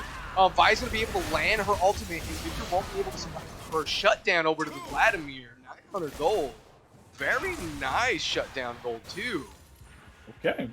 They do not have the wave, so they aren't able to get that turret until right now. What a beefy boy that Olaf is. So he's just gonna run the top lane, probably take this inhibitor. No one can really stop him. Even you just won 4. You just won 4. Send Olaf top. Rest of the team goes bot. You know, it's I hate it. I hate it. It just Sejuani's gonna try to 1v1 him. Tark's gonna come over here. He's gonna get a little extra shield. There comes the stun. He's gonna be able to sidestep it. Axe is coming out. Ultimate coming out. He's immune. Tark is taking a lot of damage. Healing is not gonna be enough. He has to burn his ultimate. The ultimate is going to come through. They are gonna be able to live. Ghost coming out. Sidestep the Glacial Storm. He's going to be able to walk out of it. Meanwhile, the other team is looking down at the bot lane turret. Diana not going to be able to take that. Miss Fortune going to come in for the flank. 4v1 on top of the Olaf. Olaf might not be able to give it to the Miss Fortune. Does nice. it? But with that being said, the only member of red side is Vi. Vi claims a kill. TP coming from Sejuani. Vi still alive. Vi goes down by the Vladimir. Sejuani's doing a lot of damage. Focusing the wrong target. Curtain Call comes up. Curtain Call looking for that Sejuani, and Vladimir does find her. Victor cleans up the Nautilus with that laser. Very nice. Just fights all around. So that definitely goes to show that they have to 4v1 the Olaf in order to kill him. They burned his ultimate. They burned his ghost. They were barely able to kill him even there. The two people still almost died. Then you have the TP coming in the bot lane after Diana engaged on the Vi. Vi dies to Diana and the last tower shot that ends up doing enough damage to get that kill. But you still have the Vladimir that's the problem. He just finished his death cap just now, so he's gonna be absolutely exploding the squishies on this team. Now, will Taric be able to save that? No, because Vladimir does a lot of burst damage when he has a death cap. So we'll have to see what happens over the course of these next fights. I know we have Dragon up in 2, Baron's up now. I don't see a Baron angle for a little bit. The gold is still only 3k. It seems much bigger, but I think you mentioned all of it's on Olaf, so I mean, it's even right across now the it's board. probably a little bit more dispersed. Yep, right now Vladimir and Vi closing that gold gap. Jin still a little bit behind the gold compared to the Olaf, sitting at like 1100. I apologize, 11,000. Gotcha. Mamazar for when it comes to money. Team 6 finally taking that inhibitor time. So, when I was going to say to this team fight, I'll bring it up because the Sejuani is caught out. 5 members of Team 5 take her down. Team 5 actually can think about doing Baron. They can force it. That was Nautilus, by the way. Did Nautilus get picked? Yep. Sejuani led the charge to pick the Nautilus. See, that's what I wanted to say. Hey, you know what? Mistakes happen. We're human. Mistakes It's not like happen. we'll be perfect. Olaf actually sitting at the top of this river. Oh, God. Jane and Vi are here. They're going to jump onto the Olaf. And the Taric ult is going to be able to come out. They're going to be able to do a little bit of extra damage, but that Curtain Call is still going to be able to provide a lot of artillery. Olaf takes out one. Olaf backs out. Glacier Scroll missing. And Team 6 is just tearing through the members of the red side. Sejuani lives full health. Now we turn to Baron. Well, right as I said that the gold lead was 3k, they end up getting a fight that's a 4 for none. And the gold lead now goes to 5,000. They're just going to instantly turn to the Baron, clean that up, and that'll probably bring the gold lead up to like 6k. And that should put Team 6 completely in control of this game. Completely in control. What I want to highlight in that last fight, Team 6 did a really good job of not hitting all of their cooldowns and members until Taric called for it. Yeah. It stalled the fight out, and they were able to do a lot of damage to the front line. So Olaf got taken very low, and who else was in the mouth? Vi got taken very low. Yep. But everybody else was just holding back ever so slightly. Vi and Olaf weren't really doing damage. They were saving cooldowns. Taric ultimate runs out. They're gonna fight for this. Ooh, Taric coming in, leading the charge. With that stun, he's gonna miss. But Olaf leading the charge with his ultimate. He's in the back line. He is shredding through. The raid boss has entered the rift. Double kill over to the Olaf. He comes out. Vladimir picks up a double kill himself. And that is the ace for Team 6. That is a dragon for Team 6. We might be looking for some inhibitors now. Alright, so game 3. No, I'm just kidding. It's just absolutely obnoxious how far ahead the Olaf is. That champion is gross, dude. I'm getting PTSD from a Fiora game that I played against an Olaf top. I got ran down, so like I'm feeling for this team right now. It's ridiculous. Let's look at Vladimir real quick. You've been mentioning how strong Olaf is. Vladimir, 25 Magi steps. He's got death tag. He's got stride breaker. He's 9-1. Olaf is strong. Yes. Vladimir is just as strong. Vladimir is doing exactly what he needs to do too. He's saving that ultimate for the backline so he can just set that large amount of ult. Large amount of health is actually what I meant to say. It's all and then good. he sets it up perfectly where his little I think it's his E that's his No, that's his Q. I can't think of the E off the top of my head right now. But pretty much adding to that extra burst damage that he layers onto his ultimate. And it's perfect. It's blowing up the Misfortune. It's blowing up Victor. It's doing exactly what he needs to do. So we mildly flamed the Vladimir pick a little bit. Mildly, me and Quicksand did. But turns out it was actually just big brain from Team 6. So I will salute to you for that one, for being correct on this pick. It's exceptional. It's performed really well. And unfortunately, you know, Taric is not able to heal for both those backline carries. Mm-hmm. When you have Vladimir pulling in, dropping ultimate, and then Tides of Blood is the name of his key, by the way, the spread out ability. He pulls in, drops the ultimate, Tides of Blood, but blows up one target, and then cues the other target to blow them up. So even if Taric wants to heal, he can't land the stun when Vladimir goes into the pool. And he can't peel for a carry that is no longer on the rift. So Olaf doing what he needs to be doing, soaking up so much damage and taking care of the front line. Vladimir doing what he needs to be doing, getting to the back line and blowing them up. And Team 6 is looking for an end right now. But they're going to have another last fight team. And we have to jump in, and Taric is going to have to pop it and try to save it. Bullet time coming in. Vi's going to jump onto the Victor, taking out the Victor. Get away. Olaf is doing what Olaf does. The root is coming through. Olaf takes the Taric, and the fight continues. The curtains are calling, and the curtains might be calling on Team Fox. Sejuani is still alive. She is tanky, but she might not be able to stop a triple inhibitor. Diana is full health. There's no way. This is an end. They are going to jump onto the Diana. The Diana is taking out the Vi, gets the shutdown, but she falls. One more over to the Team 5. The tower goes down, and it is going to go to a game 3.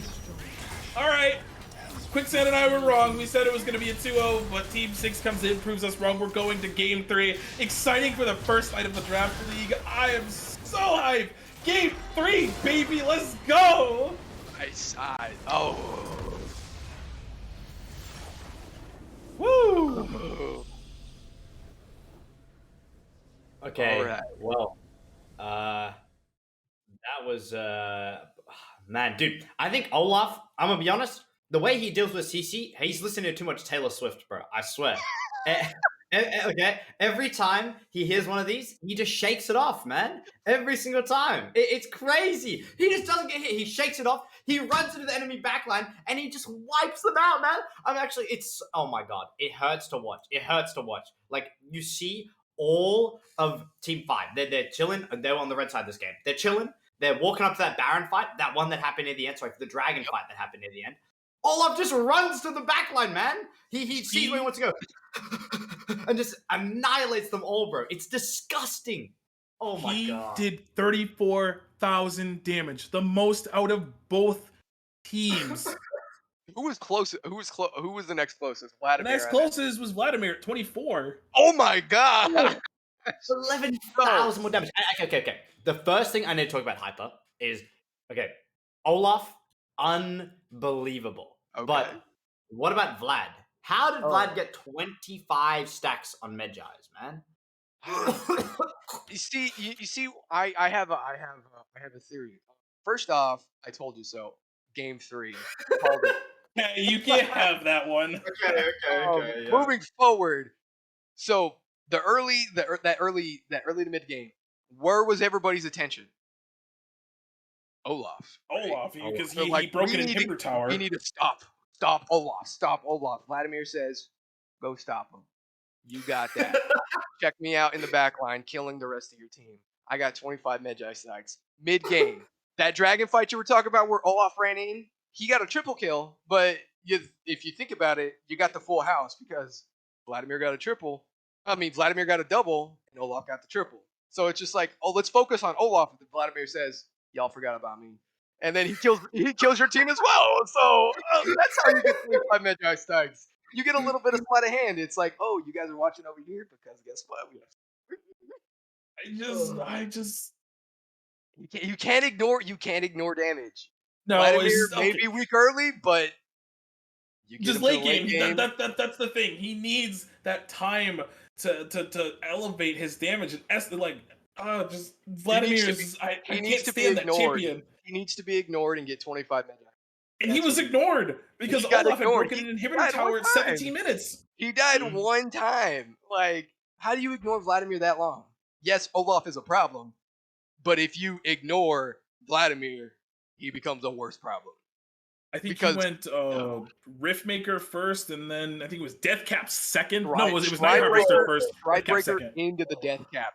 By the time he had Death Cap, 6 Magi It stacks. was over. I just got to say that. He had 6 by the time Death Cap was already ridiculous. Yeah, he ended the game with like damn near 650 or 700 AP at that point. It's like It gets was- to the backline, they just insta die. They just insta die. Let's get. You know what? Okay, Freak. That was great. Let's. Okay. At what point do you think the game? Because it felt. I'm not gonna lie. There were a couple moments when you were like, okay, this might actually be a 2-game thing. Oh, 3-game, 2-game. Like you kind of swayed back and forth a little bit throughout that mid game. When we saw Team 5 on the red side, they did find some ground. At what point did the game kind of start spiraling out of control? Oh god.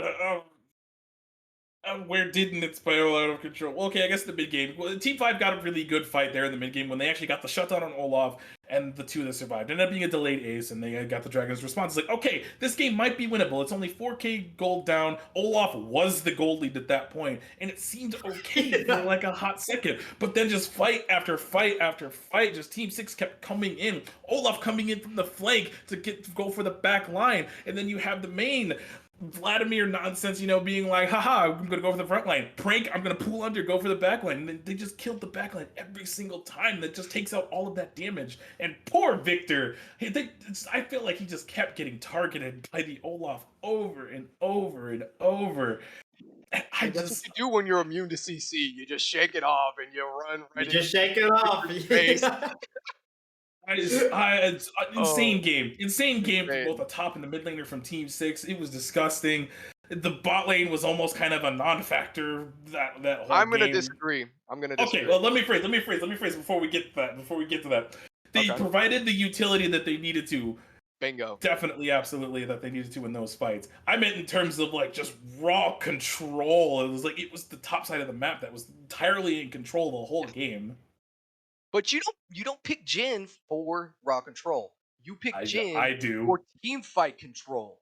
Because the minute the other team sees the curtains open, it discombobulates them. It does something up here, and it makes Olaf and Vladimir do what they do best. And it takes that confusion and escorts them right to the fountain into game 3. That's So I'm excited. Let's get in it. On that note, we gotta refuel. We need some utility as well, bro. Jhin might be out here giving utility to the Rift, but Hyper and Freak need some utility food in their mouths so they can cast better. Go drink some water. Let's have a break. Everyone else, make sure you get your snacks and get comfy. And I don't know if you have a spare seatbelt on hand, go put it on because we're about to go for a wild ride coming to our next game. Bumpy ride. We'll see you guys in just a second for game number 3.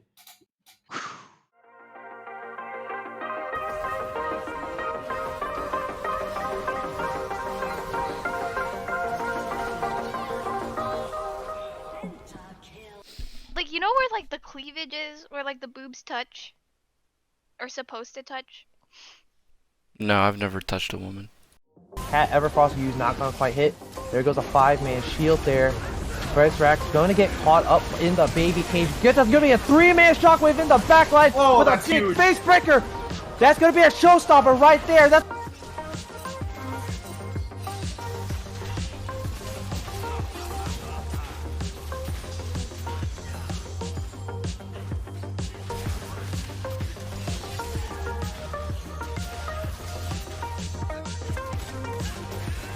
Can't get slowed when he was in Pike's Eve. I have to.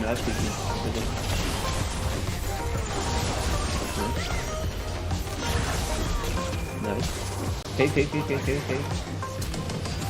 Okay then. I'm gonna try to get you the penta also. You never know. You can't die with this. It's gonna get dogged. You can go. I mean, I have flash in a second. Oh my god! Oh have any teleports on the side of CCW. They might try to go for a pick here. Fox Prime has to be careful. Doesn't know they're all there. This could be the pick they want, but you have to be careful as well, though. They're going to burst him down. Fox Prime dies before anyone else can go in. They don't get the second call of the force shot, and here we go. Here comes the Vlad. Keep an eye on the Vlad. Vlad on the back line. There's a double knockout. Keep an eye on the Vlad. Vlad gets one of them. Vlad's able to get two of them unbound. He's going to survive on the back end of it, but they're going to be able to kill the Anivia, and there's two dead on the side of CCW. Can they get more? There's the Vlad. Can they get the knockup on Asthmatic Boy? Can he get the blast kill? No, he can't. He's going to fall incredibly low. They're going to keep going in. Team Shooter is going to be able to get the root. They're going to try to find more. They're going to find everyone. But there's the kill. Unbound. He's doing it all. Unbound is doing it all. Give it out. Unbound. Unbound's killing them all. Unbound is winning this game. Okay. You guys good? Okay. They're definitely gonna get it, but I think we win the team fight. Nice. Oh my god.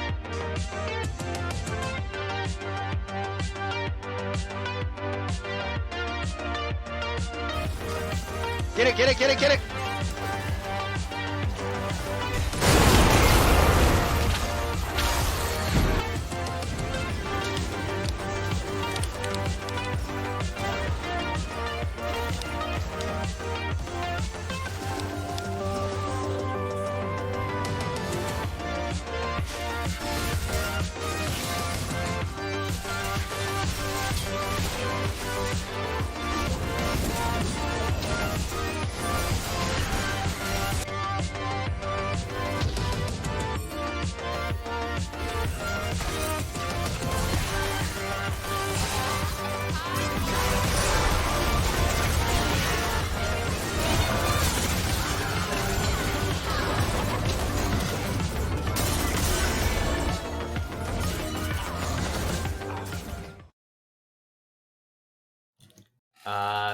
Okay, I just got off the phone with my friend, and for some reason, he wanted me to call him the Spinal Column. He legally changed his name to Spinal Column. So I was like, "Sorry, man, I'm a bit busy right now. I might just have to call you back." Look, where was that going? Look, you got the joke, right? No? Oh, man. Yes, I got the joke. Okay, freak. Let's run it through again, okay? I got on the phone with my friend, and he said he wanted to change his name legally to Spinal Column. I'm busy, man. I might just have to call you back. Oh my god. Yeah. Welcome back, everybody. We have had man, I can't even speak up for that crazy joke. We've just had two fantastic games back to back, or Spinal Column to Spinal Column, and we are moving into game number 3. Team 5 came in with an incredible win in the first game, just a very dominant performance. And then Team 6 said, "Hey, hold on, we got Olaf." So they turned everything around, and it was a massive, crazy game from the Viking and the Vampire. And now the two pairs we might get to see again, depending on how this ban phase goes. No. We are moving into game number 3. What are we going to see, Freak? Oh God, please ban the Olaf. Vladimir, I can leave see that being left open, but oh my God, please ban the Vlad. Not the Vlad. The Viking. You gotta ban the Viking. Ban him. No, do not have him in. That champion is absolutely broken in the top lane. I argue Olaf top is more broken than Olaf jungle. I argue the same point. He gets free farm. He gets to just kind of do whatever he wants. Just runs at you with the Ghost Flash or Ghost Ignite, which I see more frequently in my games. He just runs at you and burns you. But Jesus, wow. All right. Well, okay, I made room for my joke. I made room for my joke. That's all I wanted to be here for. Okay. We got draft. Hyper Freak, take it away. All right. First round, first bands coming in. We're looking like the same bands we've seen pretty much all series. Zach and Mordekaiser are coming out. Are we gonna ban the Olaf someone? The Olaf has to come off the team. It adds. Okay, Lily once again. And, okay, here we go again now. Actually, now I'm thinking about it before you get to that. So now, since Team 5 are back on blue side, what does that mean for the Hecarim pick or ban? Are they going to ban it this time? Oh, you ban the Olaf so you can take the Hecarim. That's what you do. All right, now, does Team 6 ban Hecarim here? You have to. You have to. Yeah, they have to. Okay. There it is. Okay. There it is. Good job. I was about to say. I mean, because if you don't ban Olaf, you know what he does? He escorts you to the gates of Valhalla. If you don't ban the Hecarim, he gets on his horse and he runs at you. Team Jungler actually does like his cane. Okay. Point that out. He likes his cane. He likes his red cane to be more specific. We're coming in with a really, really spicy cane pick. I like it. So how do you I mean, adapt I don't your know. draft for the cane? I mean, it's really easy. You blind pick Kane. There's a lot of counters out there for Kane. Oh yeah. Kane Me is not really personally- one of those junglers you blind. No. Team Unless you 6 have a game plan, yes, you're right. So Team 6 is still sticking with that Jhin bot lane. You know what, Jhin? If it ain't broke, don't fix it. Game 1, Jhin was doing a lot. Game 2, Jhin was doing a lot. He was doing a Guess lot. what? Game 3, Jin's gonna do a lot more. So you know what? If it ain't broke, don't fix it. Jhin is a really, really, really, really great ADC in competitive play, Nautilus again? in solo Okay, Nautilus queue. again. You're sticking with Nautilus, and that bot lane is just it's set up for success. Really. Oh yeah, I give it to them on this one. Jhin Nautilus is one of my favorite combinations in the game. I mean, I love Jhin. Perfect champion. There's no champion that's been made better than Jhin ever, ever, ever. I will stick to that. A buddy of mine actually made this comment. Riot Oh, no. made the perfect champion when they made Jhin. Mm-hmm. He is unironically so balanced. Like unironically, Did we miss a pick here? we missed a pick. That is entirely possible that we may have missed a pick. They Don't see might have- anything. Oh, MF was missed. Okay. MF. So we have the MF. So it would have been MF here, and then MF Janna. MF Janna. Okay. MF Janna. I don't know how I feel about the MF Janna going into the Jhin. Well, their support does play a lot of Janna, so I think they have a game plan with it here. So I have full confidence in it if they pick it. The good old Trundle, the go to war man. Mm-hmm. So we have Kane, we have Trundle. These teams looking really spicy at the moment. Probably gonna. I mean, if I'm red side, I target the mid lane. I put all of my bans into mid lane. Sejuani ban is actually really good here. She's been With pretty that being solid said- this entire series so far. Okay, I like the Sejuani. Get the Vladimir off the table. Get it out. I like Don't that. Get Vladimir. I like it. Like that. I salute my water bottle to that. Get the Vlad out. I hate that champion. Oh, can't stand him. Really a lot of respectable champions Ari that I ban like. too. I like that. Okay, yep, good. So we have a final ban here coming in for Team 5. Set. They need a ban set. You think so? Yeah. I don't know if they pick it here. They don't have to such one. Oh, okay, never mind. They have to. You are the biggest of brain. They need a ban set there because Trundle Pillar, that Haymaker, that stun, that dunk. Okay. Oh, Trundle and Set would just be detrimental to Team 5. Even with Kane dipping in and out of the walls, Janna providing AoE healing, it is not going to do much with a Pillar. It is not going to be able to do much when Set dunks the biggest member of your team in on top of you. You got a point, Victor here. Okay, Victor did as well as he could last game, but this is. Yeah, I'm cool with it. I like the Victor pick. I mean, I like the Victor pick. It's a safe blind pick. Yeah. It's a safe blind pick. You give your top laner the counter pick. I like it. I do like it here. I really do. Too. So final 2 picks here. So they have the option for the mid lane counter pick if they want it. Looks They like. never Oh, that's banned right. Katarina wasn't banned. Okay. They let Katarina open. But you know what? With that being said, Victor can do is pretty good into Cat because Yeah. I mean, he really just with his ability to stun you with his cage, Cat has to hesitate. You know what I mean? And he can keep Cat in the mid lane. She won't have that ability to roam. Ornn is a potential final pick here. I like this. So that sets up. Okay, they lock into Ornn. That's actually needed because they needed a front line here anyway. So Ornn being open and probably one of the best top laners in the game, even in pro play at this moment. So they go for a Swain into it. That would be kind of spicy. I would like to see a Volibear. I would too, actually. Funny that you say that. I was thinking Volibear is open. And I know one of them plays it. One of them does play it. I think it's Mafia Boss. I think he plays Valkyrie, but they're gonna go with the Swain. You know what? I don't like the Swain pick. I'm gonna be real. Not a big fan of it. I just feel like they don't really have like a front line minus the Nautilus. I mean, I guess if Trundle also goes the more slightly tankier build here. Yeah, I think there are a lot better options that could have been picked here. I'm not a big fan of the Swain. And the big reason I'm not a fan of the Swain is because realistically, Katarina's not diving into your team. She's No. kind of dipping in and out. Kayn is doing the exact same motion, and Swain kind of needs you to stay in one spot to deal big damage. With that, but I kind of wonder actually, like, okay, I actually do want to bring in Quicksand for this to get his thoughts on specifically on this Swain pick. The rest of the draft looks okay, but the Swain pick specifically, I'm curious what his thoughts are.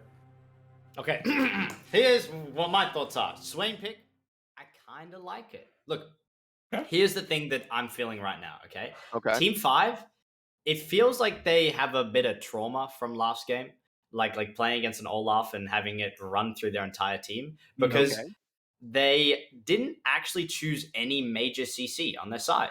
They are missing so much of it.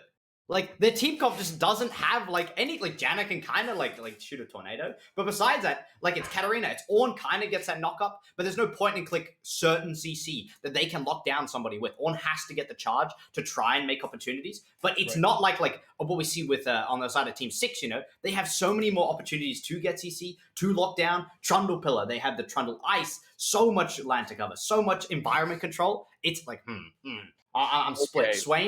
Swain, okay, and here's the thing, Katarina pick. I think the Team 6 locked out Katarina. Look, Swain does damage and is kind of tanky, and then they have a Trundle, they have a Nautilus on the front line, and then if the other two can just, even if they get blown up by Katarina, the peel is really strong, and if someone else gets ahead like Swain, then Katarina's literally useless. Okay, you know what? I wasn't feeling Swain up until you mentioned the lack of hard CC. Because Anna hits a tornado, maybe. Ornn hits a knockup, maybe. Kayn hits a knockup, maybe. So, I do see a hard push for Red Kayn here, I do see blue side being at a disadvantage here. I will kind of go on a limb, especially with the Kayn here. Let's assume that this is going to be a Red Kayn game. That's a Red Kayn. There's no way you go blue Kayn. Yeah, I would not go blue Kayn here. No. I don't even jungle, and I would not go blue Kayn here. There's no way you go blue Kayn. They need more reliable CC on blue side, so like you're forced to go Red Kayn here.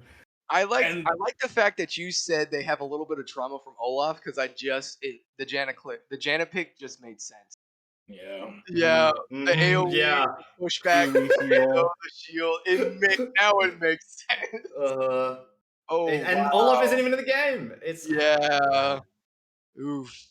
It's gonna be a game. It's gonna be a hell of a game. This is gonna be weird, I think, for blue side. So red side got the advantage with that Swain pick, but with that being said, the mid laner for blue side plays a lot of Katarina. Yes, and Katarina can't single-handedly take over a game. Now, specifically into this team comp, I doubt it. Not. She might have to go the Sunderer, Titanic, or whatever build it is. Yeah, she might have to go that route. To be able to. Then they have no magic damage, and that's going to be kind of a bit of a problem. Well, Katarina does. Yeah, she doesn't mix. She does no both, AP, though. bro. She takes Sunderer into Nashor's Tooth. You know what I mean? Yeah. Riot Games, bring Gunblade back, and we wouldn't have this problem. Hey, all right, Riot Games listening right now. Listen to Freak, please, man. We need Gunblade back. Katarina, being the only somewhat AP damage as well, is a little bit concerning. Seeing there's 3 tanks on the red side. MFE got buffed with AP. Just want to say that. Maybe we might see a look. MFE did get a buff. Let me read it off. MF, Make It Rain. Her cooldown got increased at later ranks. Okay, full damage ticks from 70 to 190 with 100% AP scaling. Ooh, damn! And so there is a slight chance. And the slow changes from 40 scaling to 60% to 50% plus an additional 4% per AP. Okay. Oh, wait, the slow? Yes. Oh my god, that's disgusting. That is pretty gross. You mentioned lack of AP. I was completely wrong. But if the ADC reads the patch notes, all they Look, have bro, to it's like do they put me in the game, bro. Misfortunes make a rain is literally just quicksand, man. Like you can't make it through. You get so slow. What an insane patch to drop through. No, that is okay. So there is a slight chance that she could divert that to that AP route. Oh. I'd kind of be cool with it. I mean, you build Leandries, and that's just a lot You of build extra. Leandries, you build Rylai's, you build Rylai's. Yeah. No. So you have all that slow coming out from MF. So maybe those CCs can land. Right. I'm kind of with you on that one. This is gonna be insane. I'm really looking forward to this. It's gonna be a really good game. This could go either way, I think. But both predictions. teams have that monkey wrench. Hyper, what are you gonna say? What is it? Who's winning? Oh, who's winning, dude? GG, go next. I want somebody else go. Okay, freak. Yeah. I like Team 6. When you went into that explanation of the Swain, I like Team 6's count better, so I think they might take it. I don't know, man. I don't know. I don't know. I like Team 6. Victor stopping Cat. Swain being how you described it. But then again, Team 5. Katarina and Kane dipping in and out of fight. Whereas Team 6 doesn't have that mobility. And if Trundle wants to run somebody down, Katarina just zips and zaps. Kane phase shifts through the wall. Janice says, "Go away, Trundle." So they have answers. So it's gonna be tough. It's gonna be really tough. Okay, so Freak, you're saying who? I think it's gonna probably be Team 6. Let's be real. Okay, Hyper. I'm gonna go 5. Team 5. I'm gonna go Team 5 too. I think Team 5 is better mechanically. Mechanically, yeah. Yeah, and they have Katarina and just the vibes. I mean the vibes, But my predictions are always wrong. So they got ornaments though. They got. Well, the last time it was Tuo who guessed right. It was flipped the other way. So maybe this time it'll be the exact same. So who actually knows? Yeah. I have no idea. This game really is just up in the air. Having that mechanical advantage is massive. It's having just, Ornn items is massive. Ornn items, everything, bro. Team 5, really interesting scaling. And you know what? I hope that everybody has listened to what I was saying earlier. Before we logged off, before we went to our break, I did tell you, everyone, to get your seatbelts ready. So make sure you're buckled in, you're strapped, and you're getting ready to go.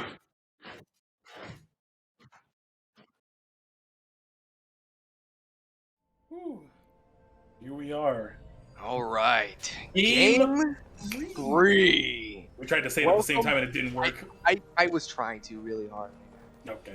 Either way, game 3. So we got, looks like a 5-man here in the top lane. Same thing as last game.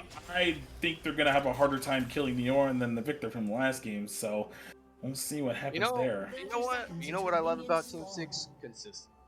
They come out of gate as a unit, and they look for somebody as a unit. And the first 2 games, they found somebody. Let's see if this Nautilus can hit that dredge line on this Ornn. Not really the... Oh, but he's going to flash and hit the dredge line anyway. Oh, he hit it too. Lock up the Ornn. The rest of the team is actually here in response for it. Ornn is going to be able to slow a little bit of the team up with that pillar. They do not get first blood in the first 2 minutes of the game. Okay. I'm not sure if it was worth to burn the flash there, especially because the follow-up wasn't exactly there. It's just as I'm thinking about how far away the rest of the team was, they couldn't exactly follow, so burning that flash was not exactly worth it. Yeah, but when you're Nautilus and you burn your flash, does it matter? Because you have X Flash, which you really want. Yeah, that's true. I mean, in the minute it doesn't really matter, but we have a ward here on the blue buff, so they will see this blue buff start coming in for Team 6. Team 6 will definitely be seen. Team 5 managed to get a ward down, it looks like on the blue side of the other side of the jungle, so that's pretty good information to have.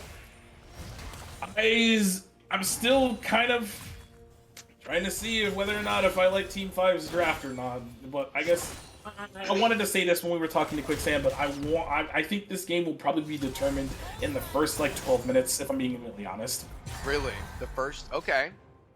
I'm going to disagree.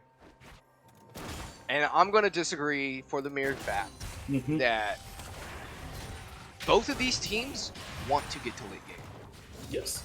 So even if one team stumbles a bit to get there, they're still getting to the late game, and that's still what they want to do.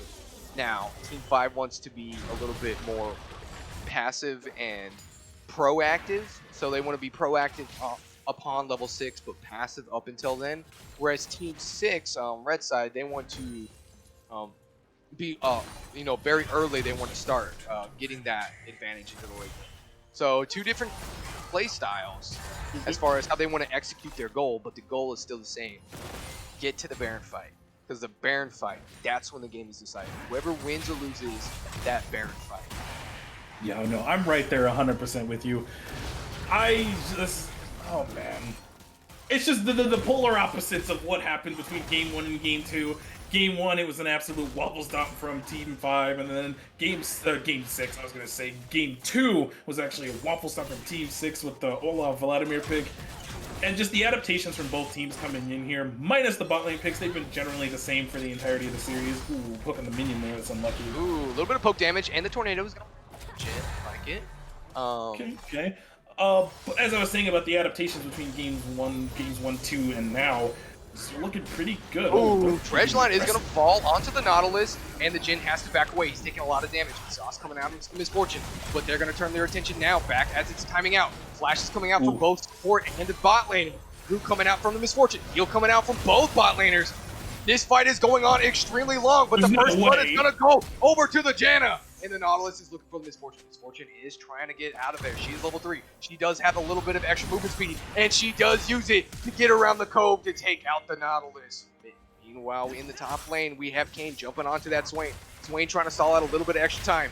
Trundle is here. Root does land. Pillar slows them up, and the Trundle flashes on top of the Ornn. Ornn has been slowed up, but he uses his dash to get out of there. Swain does the exact same thing, and then phase shifts out of the wall. Flash or flash in the top lane. Okay, hold up that just a hot second. That hold of the exhaust to deny the kill from the Jhin was huge. Ooh, got a little bit of a play in the mid lane. Yeah, anyways, though. Yeah, she just shun pose out, easy peasy lemon squeezy. But as I was saying, that exhaust was crucial to stop the first blood from going over to the Jhin. It was held to the very last second. That was such good nerve holding on there. See, this is why these players are better than me, because I would have blew that exhaust way sooner, and my ADC would have died, and I would have gotten flames. But not in this case. The amount of trust that was there from the MF to know that the Janna had the back there is just great. But knowing that the resets are coming in, the Dragon is going to be taken here for Team 6 is going to go ahead and take that. Free Infernal. Oh, but Kayn does have that base shift. He is going to be able to try to look for a smite steal, but the pillar from the Trundle is going to stop him. MF's coming up on the opposite side. We're going to drop big rain. Trundle does secure the Dragon, and they turn their attention to the game. Kayn is getting bursted out. He does not have the cooldown. He is going to go down. Jhin is going to pick up the kill. Now they turn their attention to MF. MF has gotten slowed. Page has come down from the victor. Gonna land the stun. Trundle picks up the kill. Double kill over to Team 6. Okay, nice. So we got a couple of good plays happening there with the Dragon. And it looked a little bit like Kayn might have actually had it, but I think the pillar, like you said, was absolutely perfect to deny even attempted a Dragon steal. And him having no flash means he's just pretty much a free kill for the Jhin that comes out. So unlucky. So Wayne hitting level 6 right here. He's gonna land that root, gonna pop his ultimate, or he's gonna probably walk down. He's gonna throw down his eyeball, get that little extra slow. Has to pop that ultimate for the heal off the minions, but he does not get the kill. Really, I like the attempt right there. Yeah, I like the attempt there too. It's not like really Swain ultimate is that long of a cooldown right now at the moment. I could be completely wrong, and I'm gonna check that right now. I'm fact checking myself. It's about 100 seconds. Alright, never mind. About a minute and a half, a little over a minute and a half. That's not that big of a deal.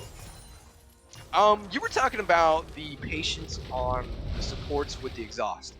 I want to talk about the nerves of steel from the MF. Walking back into the fight. Oh yeah. With such low health. That is would never. That is playing with a lot of confidence. Oh, what a Dredgeline landing from the Nautilus, followed up by the root. One shot, locked and loaded. Is going to do a lot of damage onto the Janna. He's going to have to back out. Dredgeline coming off cooldown soon. Tornado is going to stop the Nautilus in his pursuit. But Ooh, that almost landed too. Wow. What I was gonna say, but even though Team 6 takes that fight, Team Blue side actually comes out with the advantage, with the health advantage. And so far, so we have an invade happening on the top side from the Kane, but this means no one's going to sight him. But Trundle is headed to his Raptors. And okay, he never is mind. very confused on why his camps are missing. That's the Last Kane Plant classic gonna right there. Yep, Last Plant is going to go and clear out Blue side. They still don't see him. He's going to finish up those Krugs. And Trundle gets nothing. He's going to get over the wall. Oh, no, they see him now. They see him now. Oh, Kane's going to jump onto the Swain. But Ornn has started up the fight. The knock-up slow is going to miss. But we do have a TP coming in from the Victor. Victor is coming on top of the tower. Root lands on from the Swain. Kane has gotten taken very low. But, ooh, Mafia boss might turn into another raid boss. Bot lane fight breaking out at the same time. Jhin tried to get away, but he does not get away.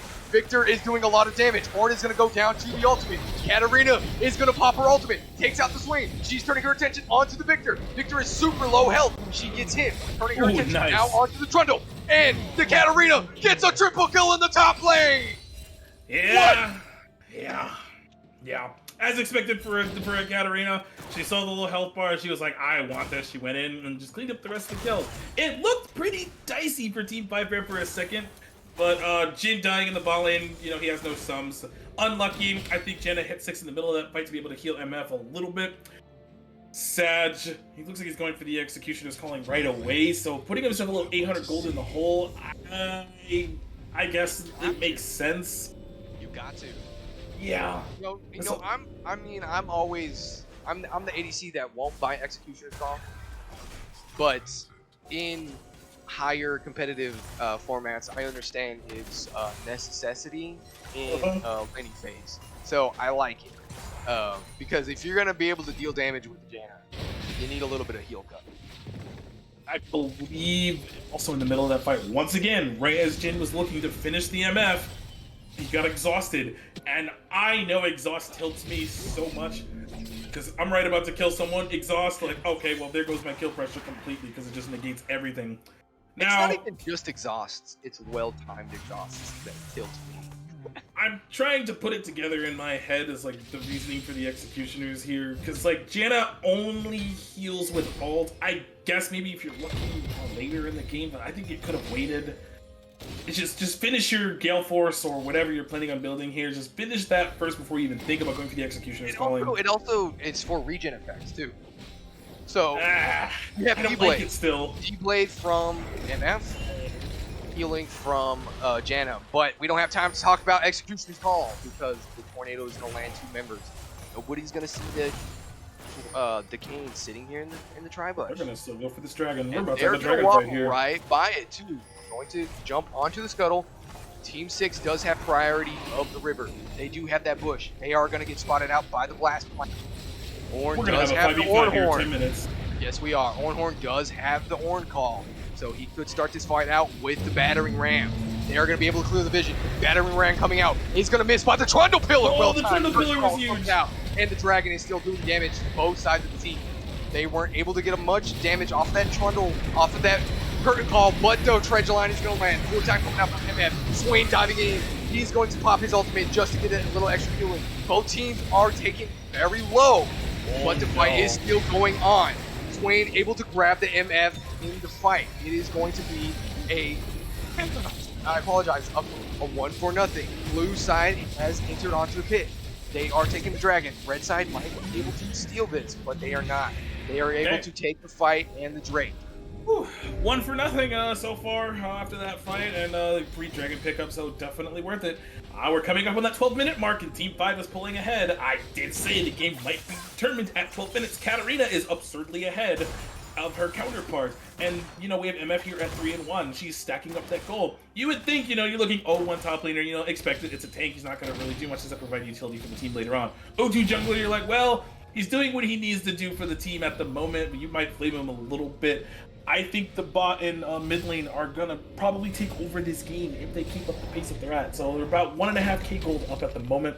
12-minute mark. And so far, it's Team 5 is pulling ahead, so it doesn't mean that they're gonna 100% win this game. No. So I give Team 6 credit for holding on that they have right at the moment. So we're gonna slow it down a little bit. We got I didn't see which soul it was. Looks like Cloud Soul. Finally, something other than Hextech Soul. Hextech, no kidding. I mean, you're saying that Team 5 is pulling ahead. Nobody's gonna deny that fact. Right. Team 6 though does have the scaling. They don't have more scaling than Team 5, but they do have scaling. And the scaling comes from the Trundle, and it comes from the Victor, it comes from the Swain.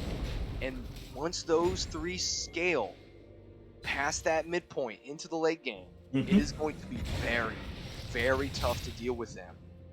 I mean, I'm looking forward to Victor mostly scaling more than anyone else on the team, because he's such a really good control mage. He's not a control mage. No, he is a control mage. He's a control mage. You had it. He's a really good control mage. Team 5, Ornhorn gonna open up. The Ornhorn lands. Swain has to pop his ultimate just to get a little extra healing. Pop the shield, and Kayn ult in on top of the Swain. But the tower is gonna do damage to the Ornn. Swain has to flash out. Swain is still doing a lot of damage. Ornn can't really step up into this fight. Swain, then the Kayn has to dip out. Meanwhile, in the bot lane, there was a fight breaking out, and MF picks up the Nautilus. Whew.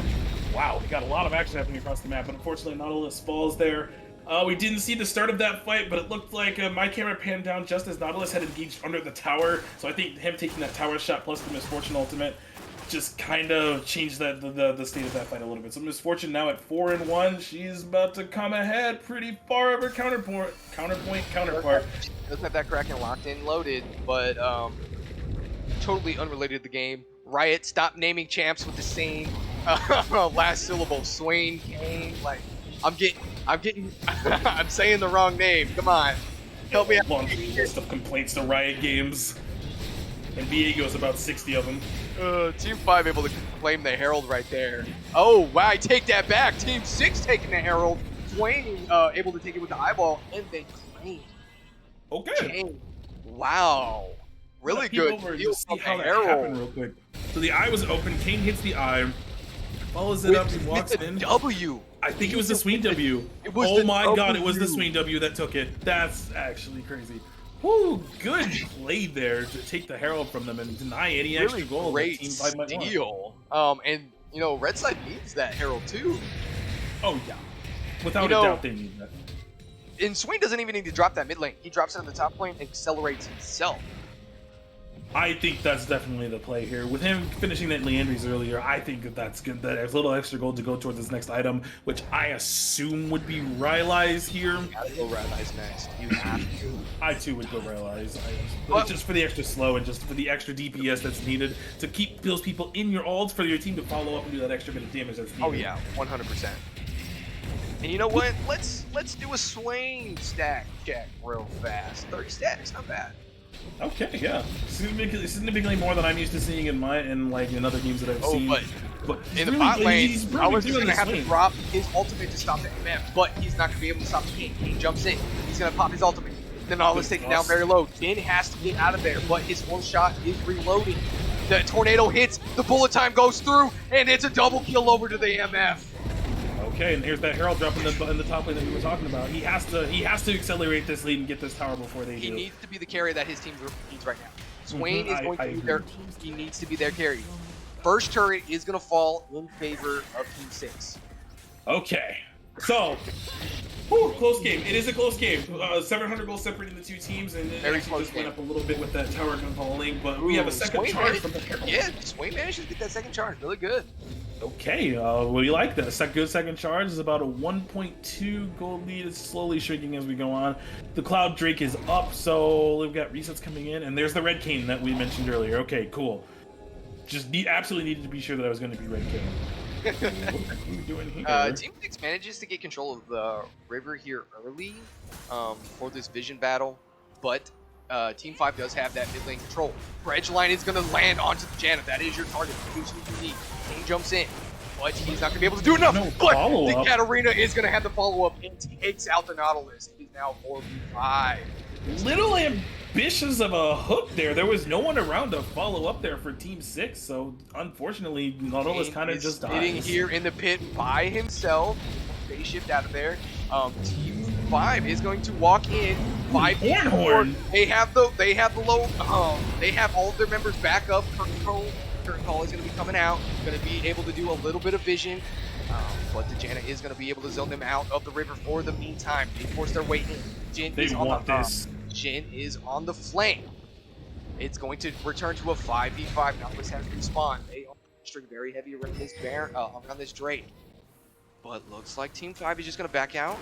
Maybe get this river. Get a little bit of a reset. Okay, so TP coming in from the Victor. So and the Dreads are going to land again. And the hook's going to land. Oh, the 3-man knockup. King going big. Ornn gets the kill. Katarina going strong. But the Victor is going to pick up the Janna in the background. Victor has to get out of there. Meanwhile, on the other side of the river, the Ornn is doing a lot of damage. He picks up a double kill. Trundle starts to channel that back. He can't do much in this fight. He has to lead. Really good fight from Team 5. Nautilus starts that fight off, but Team 5 flips it. I gotta say, this also with Nautilus being a little ambitious in a couple of these fights. He's 0-5. Just a couple of kind of empty plays. It's a little unfortunate, but he had good engages, but no one was there for the follow-up. I don't know if there's just miscommunication happening there. It was just a free Cloud Drake here for Team 5, and they're slowly starting to accelerate their gold lead a little more now. It's 2K. It doesn't seem like much. Victor almost solo killing the Katarina right there. Okay, that's their saving grace. Right here are the Swain and the Victor. The two of them are going to be the saving grace here for Team 6. They're so strong, and they're getting stronger as the game goes on. I like the plated steel caps coming in too for the Swain. It keeps very smart. I almost mixed up Swain and Kayn just like you did. Goodness gracious. It'll help him being from a good game to lead. I'm gonna cut you off right there because Trundle is looking at an Ornn. He gives him a little chomp. He gives him a pillar, but Kayn is coming in for the counter. Ornn is taken down very low. He calls in the battering ram, able to get the charge up. Both of them are getting knocked up. Kayn is doing a lot of damage, but Swain does pick up Ornn in the backline. Curtains are being called. Swain has been ulted by Kayn. He falls down. The knockup is gonna land onto the Trundle, but MF is gonna be able to clean that up. It is going to be a 2-for-1 in favor of Team 5. Just a really good collapse coming in from both sides. It seemed like it was going to be really bad for Team 5 there, but then just other side of the jungle, just the rest of the team collapses in. Mr. Fortune picks up another kill. The gold lead keeps, expanding. I know I talk a lot about the gold lead, but it's just very important for what's happening in the state of the game right now. We're 20 minutes in, Baron's up. We're gonna be probably looking at a soul point fight here in the next 3 minutes for Team 5. It's just they want to keep up this pressure. It looked like it was really good.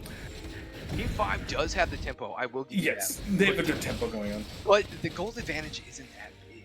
It's only I guess I need to look and see who has the exact where most of the gold is. I imagine it's on the Misfortune. It's actually kind of spread out. Okay. It's really spread out between MF, Katarina, Ornn, and Kayn. It's spread out across the team. Like, the gold gap isn't that big in comparison to what the other side of the Rift is looking for. So, yes, Team 5 has a 2K advantage, and it's spread out across a lot of members. But you have to close that gold gap with the damage being pumped out by Victor and Swain. Because the minute those two hit a team fight together,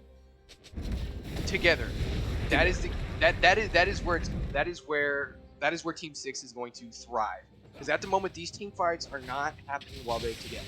Once they fight together, Team 6 will win those team fights more times than not. I'm going to piggyback a little bit. Okay. One, the Jin is down almost 3,000 gold to the Misfortune. I'm going to say that there. Okay. Second, the Executioner's buy. It's not doing anything. He just put himself 800 gold in the hole buying that, and I haven't really seen much use out of it since he bought it. I knew I'd hate the buy when I saw it, and it's proving my point as to why he should have just not got it right now and should have waited until later in the game. Not that much healing. That's 300 healing. 800 gold for 300 healing, not really worth it. I just really, okay. I'm just so sad about it. It's just that it was a bad buy. I really hope that like next time, future players, just because someone has healing on their team, you have to check and see how much healing. If it was a Soraka, I get it. At that point, it would be absolutely necessary. But this is a Janna who's only healing off of just solely her ultimate, and maybe Katarina gets a little off Conqueror, and same with Kayn. Well, and ultimate, that does a lot of healing as well. It's just But when you're Jin and you're not able to do damage, your executioner kind of goes out the window.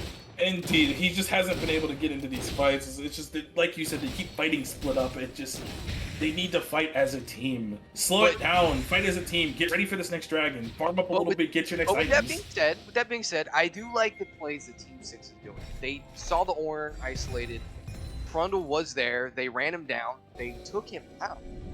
But Kayn's movement across the map is just too fast. So they need to bring burst. And who bursts people better? No one does it better on their team than Victor. You put Swain and you put Victor, and if you want to pick someone, those are the two that need to do it. Swain is going to be at the drain tank, and Victor's going to be the pop. Oh, what is this? Ooh, wow. Ornn, you do not need to be standing in the face of 4 members, but he's going to call the horn, and the battering ram comes through. He's going to knock up 2 members. He's going to be able to jump onto the Jin has to get out of there. Bullet time coming out from Misfortune. He picks up the Nautilus. They're going to turn their attention onto the Trundle. He has to flash out of there.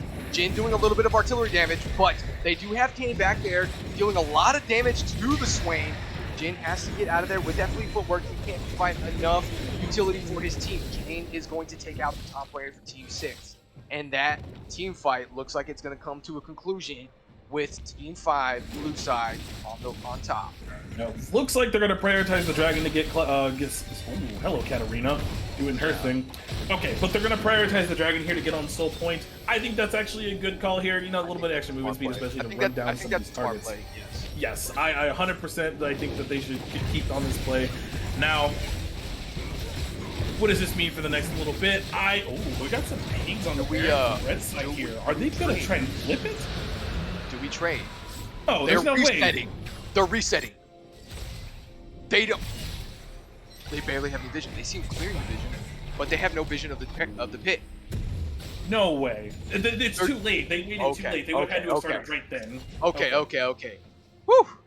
Okay, it seemed a little spicy for a moment. I thought that they were gonna try to make a little ambitious of the call here, and I was gonna be all for it. Yeah. But you know what? Taking the Baron, not the play right there. Clearing the vision, I like. That's the better play. Sticking Swain to split push, I love. I would not have liked them any remotely even trying the flipped. And it looks like the modal reminder has come through for the Jin. Once again, I think he should have prioritized either the rapid fire or the second item here, blinking on 80-second items. A couple of really big item spikes coming for a few members for Team 6. Rylai's coming in for Swain. But before we get to that, we have a turret dive. The Jin is going to get jumped on 4 members, and they're going to give the kill over to the Katarina and take your tower while you're at it. As an AD carry player, I get it. That's so in the bot lane, Mafia Boss is doing a really good job of doing a cross map play and taking that bot lane turret. But Misfortune on the other end of the token is going to get just annihilated there in the mid lane. Okay, I actually think I'm glad that they got the shutdown. There's a huge 1,000-goal shutdown that was needed.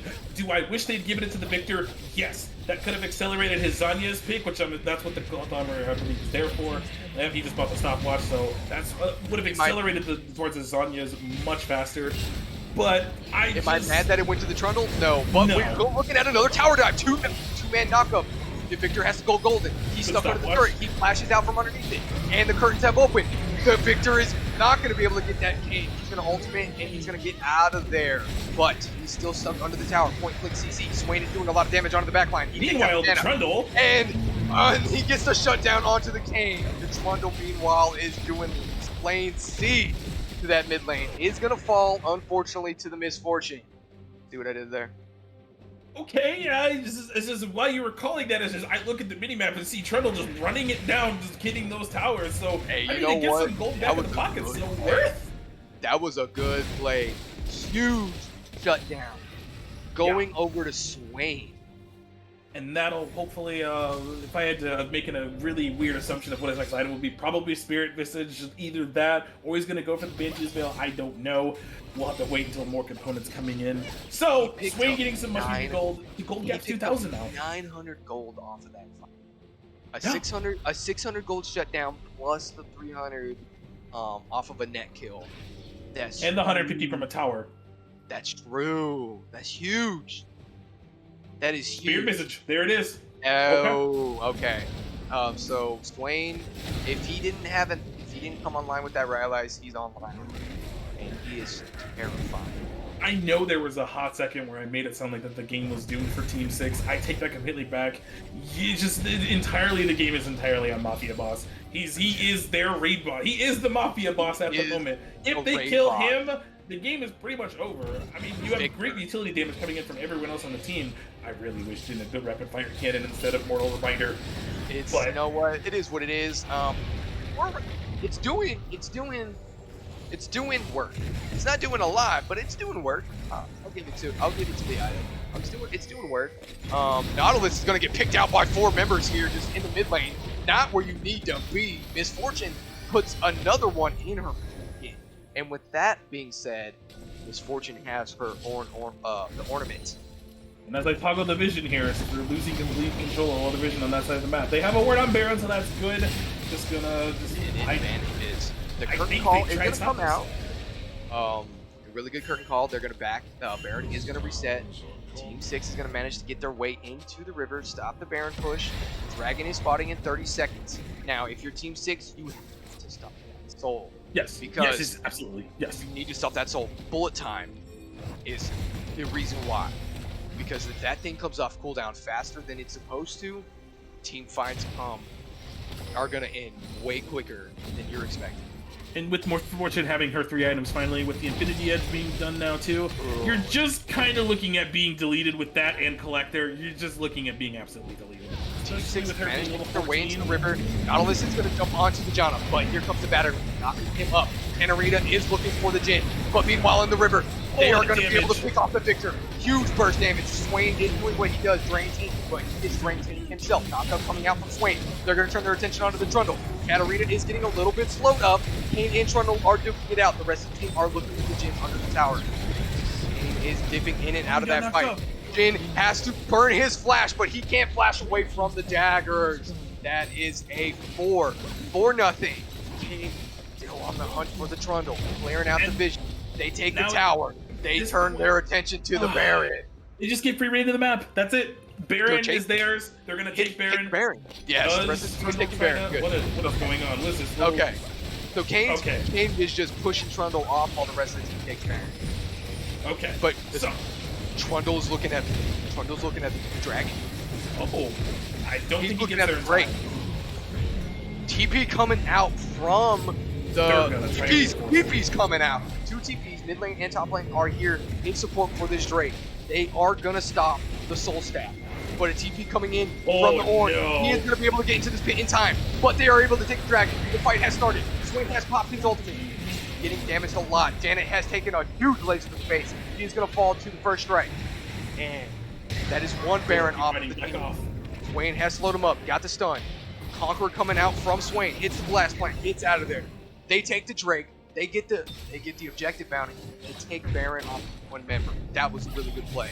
Okay, I thought at first, that it was pretty much doomed for their game, but Ornn having to reset there was actually pretty huge. That actually opens up the window for them to get the dragon. The TP coming in, it looked like that they were gonna try something, but they blew up the dragon as quickly as they needed to. Jaina got killed in the process, so overall, I think it was a good trade. Even though Baron is off the map, it's just, what are we doing with the Last Whisperer? Why are we not getting rapid fire cannon? Oh my god. I've stopped questioning the build, but I have turned my attention to the Katarina's build. And it made me notice her KDA. 7-0, 10 stacks Medjais. She has a Sunfire. She has an Ashes too. I'm noticing a trend when I cast with you. All the mid laners always get Medjais. It's a good item if you're not dying. Honestly, it's a really great item when you're not dying. They're gonna see just bot lane tower with the MS with 4 members here. Kane is just going to be laddering from the mid lane over into the bot lane. That is a free turret. They're not going to be able to contest that much, but Kane might be able to get a nice little pick over the top of the wall. They do hit a tornado. No way. They are going to continue this siege. They do have a Kane minion. Wayne and Victor are trying to get rid of that so it stops their push. They managed to stop the push. Nautilus is a little bit pushed up in the lane. Kane is lurking over the top of that wall. If Janna hits a tornado, I think that's the fight right there. I think so too. But this point, they're just going to siege with the wave. They got some pretty decent wave clear coming in from Team 6 though, so it's going to be really going to pull the trigger. Warren. Current app call. The tornado is going to hit 2 members. The bullet time has come out. Kane has been slowed up, but it is not enough. Oh, and a huge damage out coming up from the MF. Jane is taken out very low. Swain is doing a lot of damage himself. He's going to be able to take out 1. He's going to take out 2. And they are looking towards Victor. Victor is able to pick up the Kane. It is now a 2v2. The bot lane versus the mid jungle. And the bot did not see the Jin. He disappeared to heal up, and now it's back. It is now a 3v2. They stop the push and they take out more Baron buff. Okay, I got to admit, I thought the game was pretty much going to be over, but then Katarina gets shut down. Huge, absolutely huge that she dies there. Then Kane also dies, and then Horn follows shortly after that. So overall, a really good fight that ended up being a 2-for-3 in favor of Team 6. Good for them, honestly, for holding on. More power to them and for being able to stay in. Jin, once again, I'm going to complain about the build. With that being said, item spikes coming through for Trundle. Death Stance locked in. Item spike coming in for Victor. He has that anti-tank item. He has Void Staff. He's got that magic. So, Victor, Trundle, Wayne are online. Team fights are about to get more and more in favor of red side. But with that being said, Ornn is the teamiest man on the team. That and Ornn items are coming in. Yes, Ornn items are coming in. He has given his Kane has gotten his item. The lady with the cracked slitter has hers. Misfortune has her item. Still, Ornn has his item. What was that thought? Crossfire cred coming for Katarina. I didn't notice that she built Sunfire. No wonder why they haven't been able to delete her. And she just got Demonic Embrace too. So Team my 5 goodness. has a bunch of damage. Their Team 6 has a bunch of damage. They caught out the Victor here. Period. They have a bunch of damage.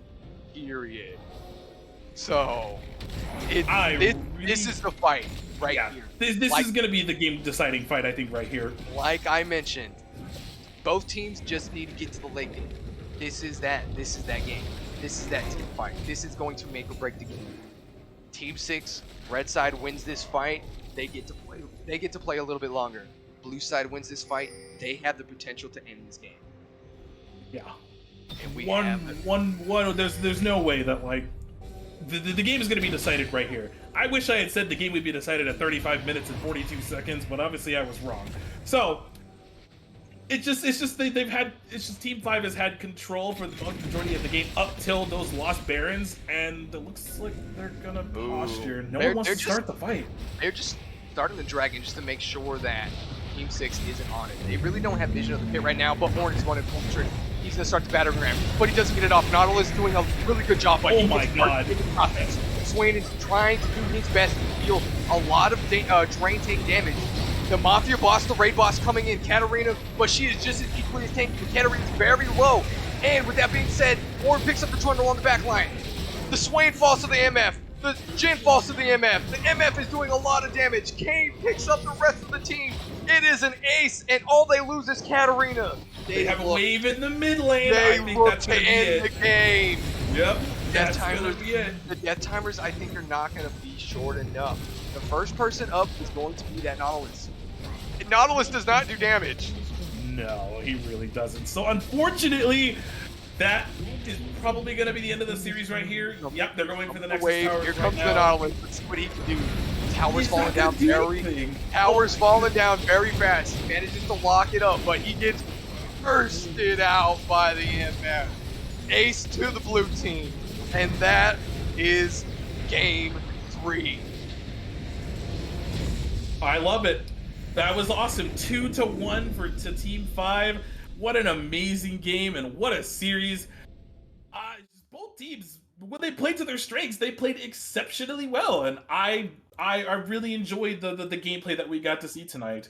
It was really good and really well done. Each team played to their strength the way that they needed to, and in the end, just Team 5 is just better. Yes, absolutely, 100%. Unfortunately, we lost Quicksand because he had to go to work. Imagine working on a Saturday. Could never be me. Man. So we won't get to talk about how awesome Game 3 was. I don't even think he was able to watch it with us. Hopefully he was able to watch it on his phone and see how insane that game was. Because that game was insane. The series was a banger. Both teams playing their hearts out, really. Never once did I think it was going one way or the other until that fight. Okay, well, I kind of figured when Misfortune got superbly ahead that probably was going to determine the game from there, but that's just Swain. I'm telling you, Swain, Victor. Mm-hmm. Swain, Victor were doing what they were doing it. You know, even though they were on the back foot, they managed to hit those counter punches in the right spots. Yes, so they were staying in the game. Unfortunately, those two were not able to carry the game to a victory for themselves. With Quicksand out of the picture, we're more than likely going to have to cut it short here for the talky talks. If I'm correct. Okay.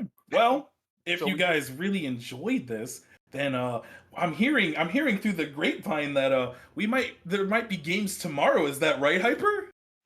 That is absolutely correct. A little birdie just whispered into my ear. He said that 2 games are going to be coming out tomorrow, 8 p.m. Eastern time on the main, and 7 p.m. 7 p.m. Eastern time tomorrow on the main stream here and on the secondary stream. So please tune in, watch that. It is going to be a great time. Myself and Freak, hopefully, we'll get to see you guys next Friday. All right. That was awesome. That was Love great. you guys. Have a good night.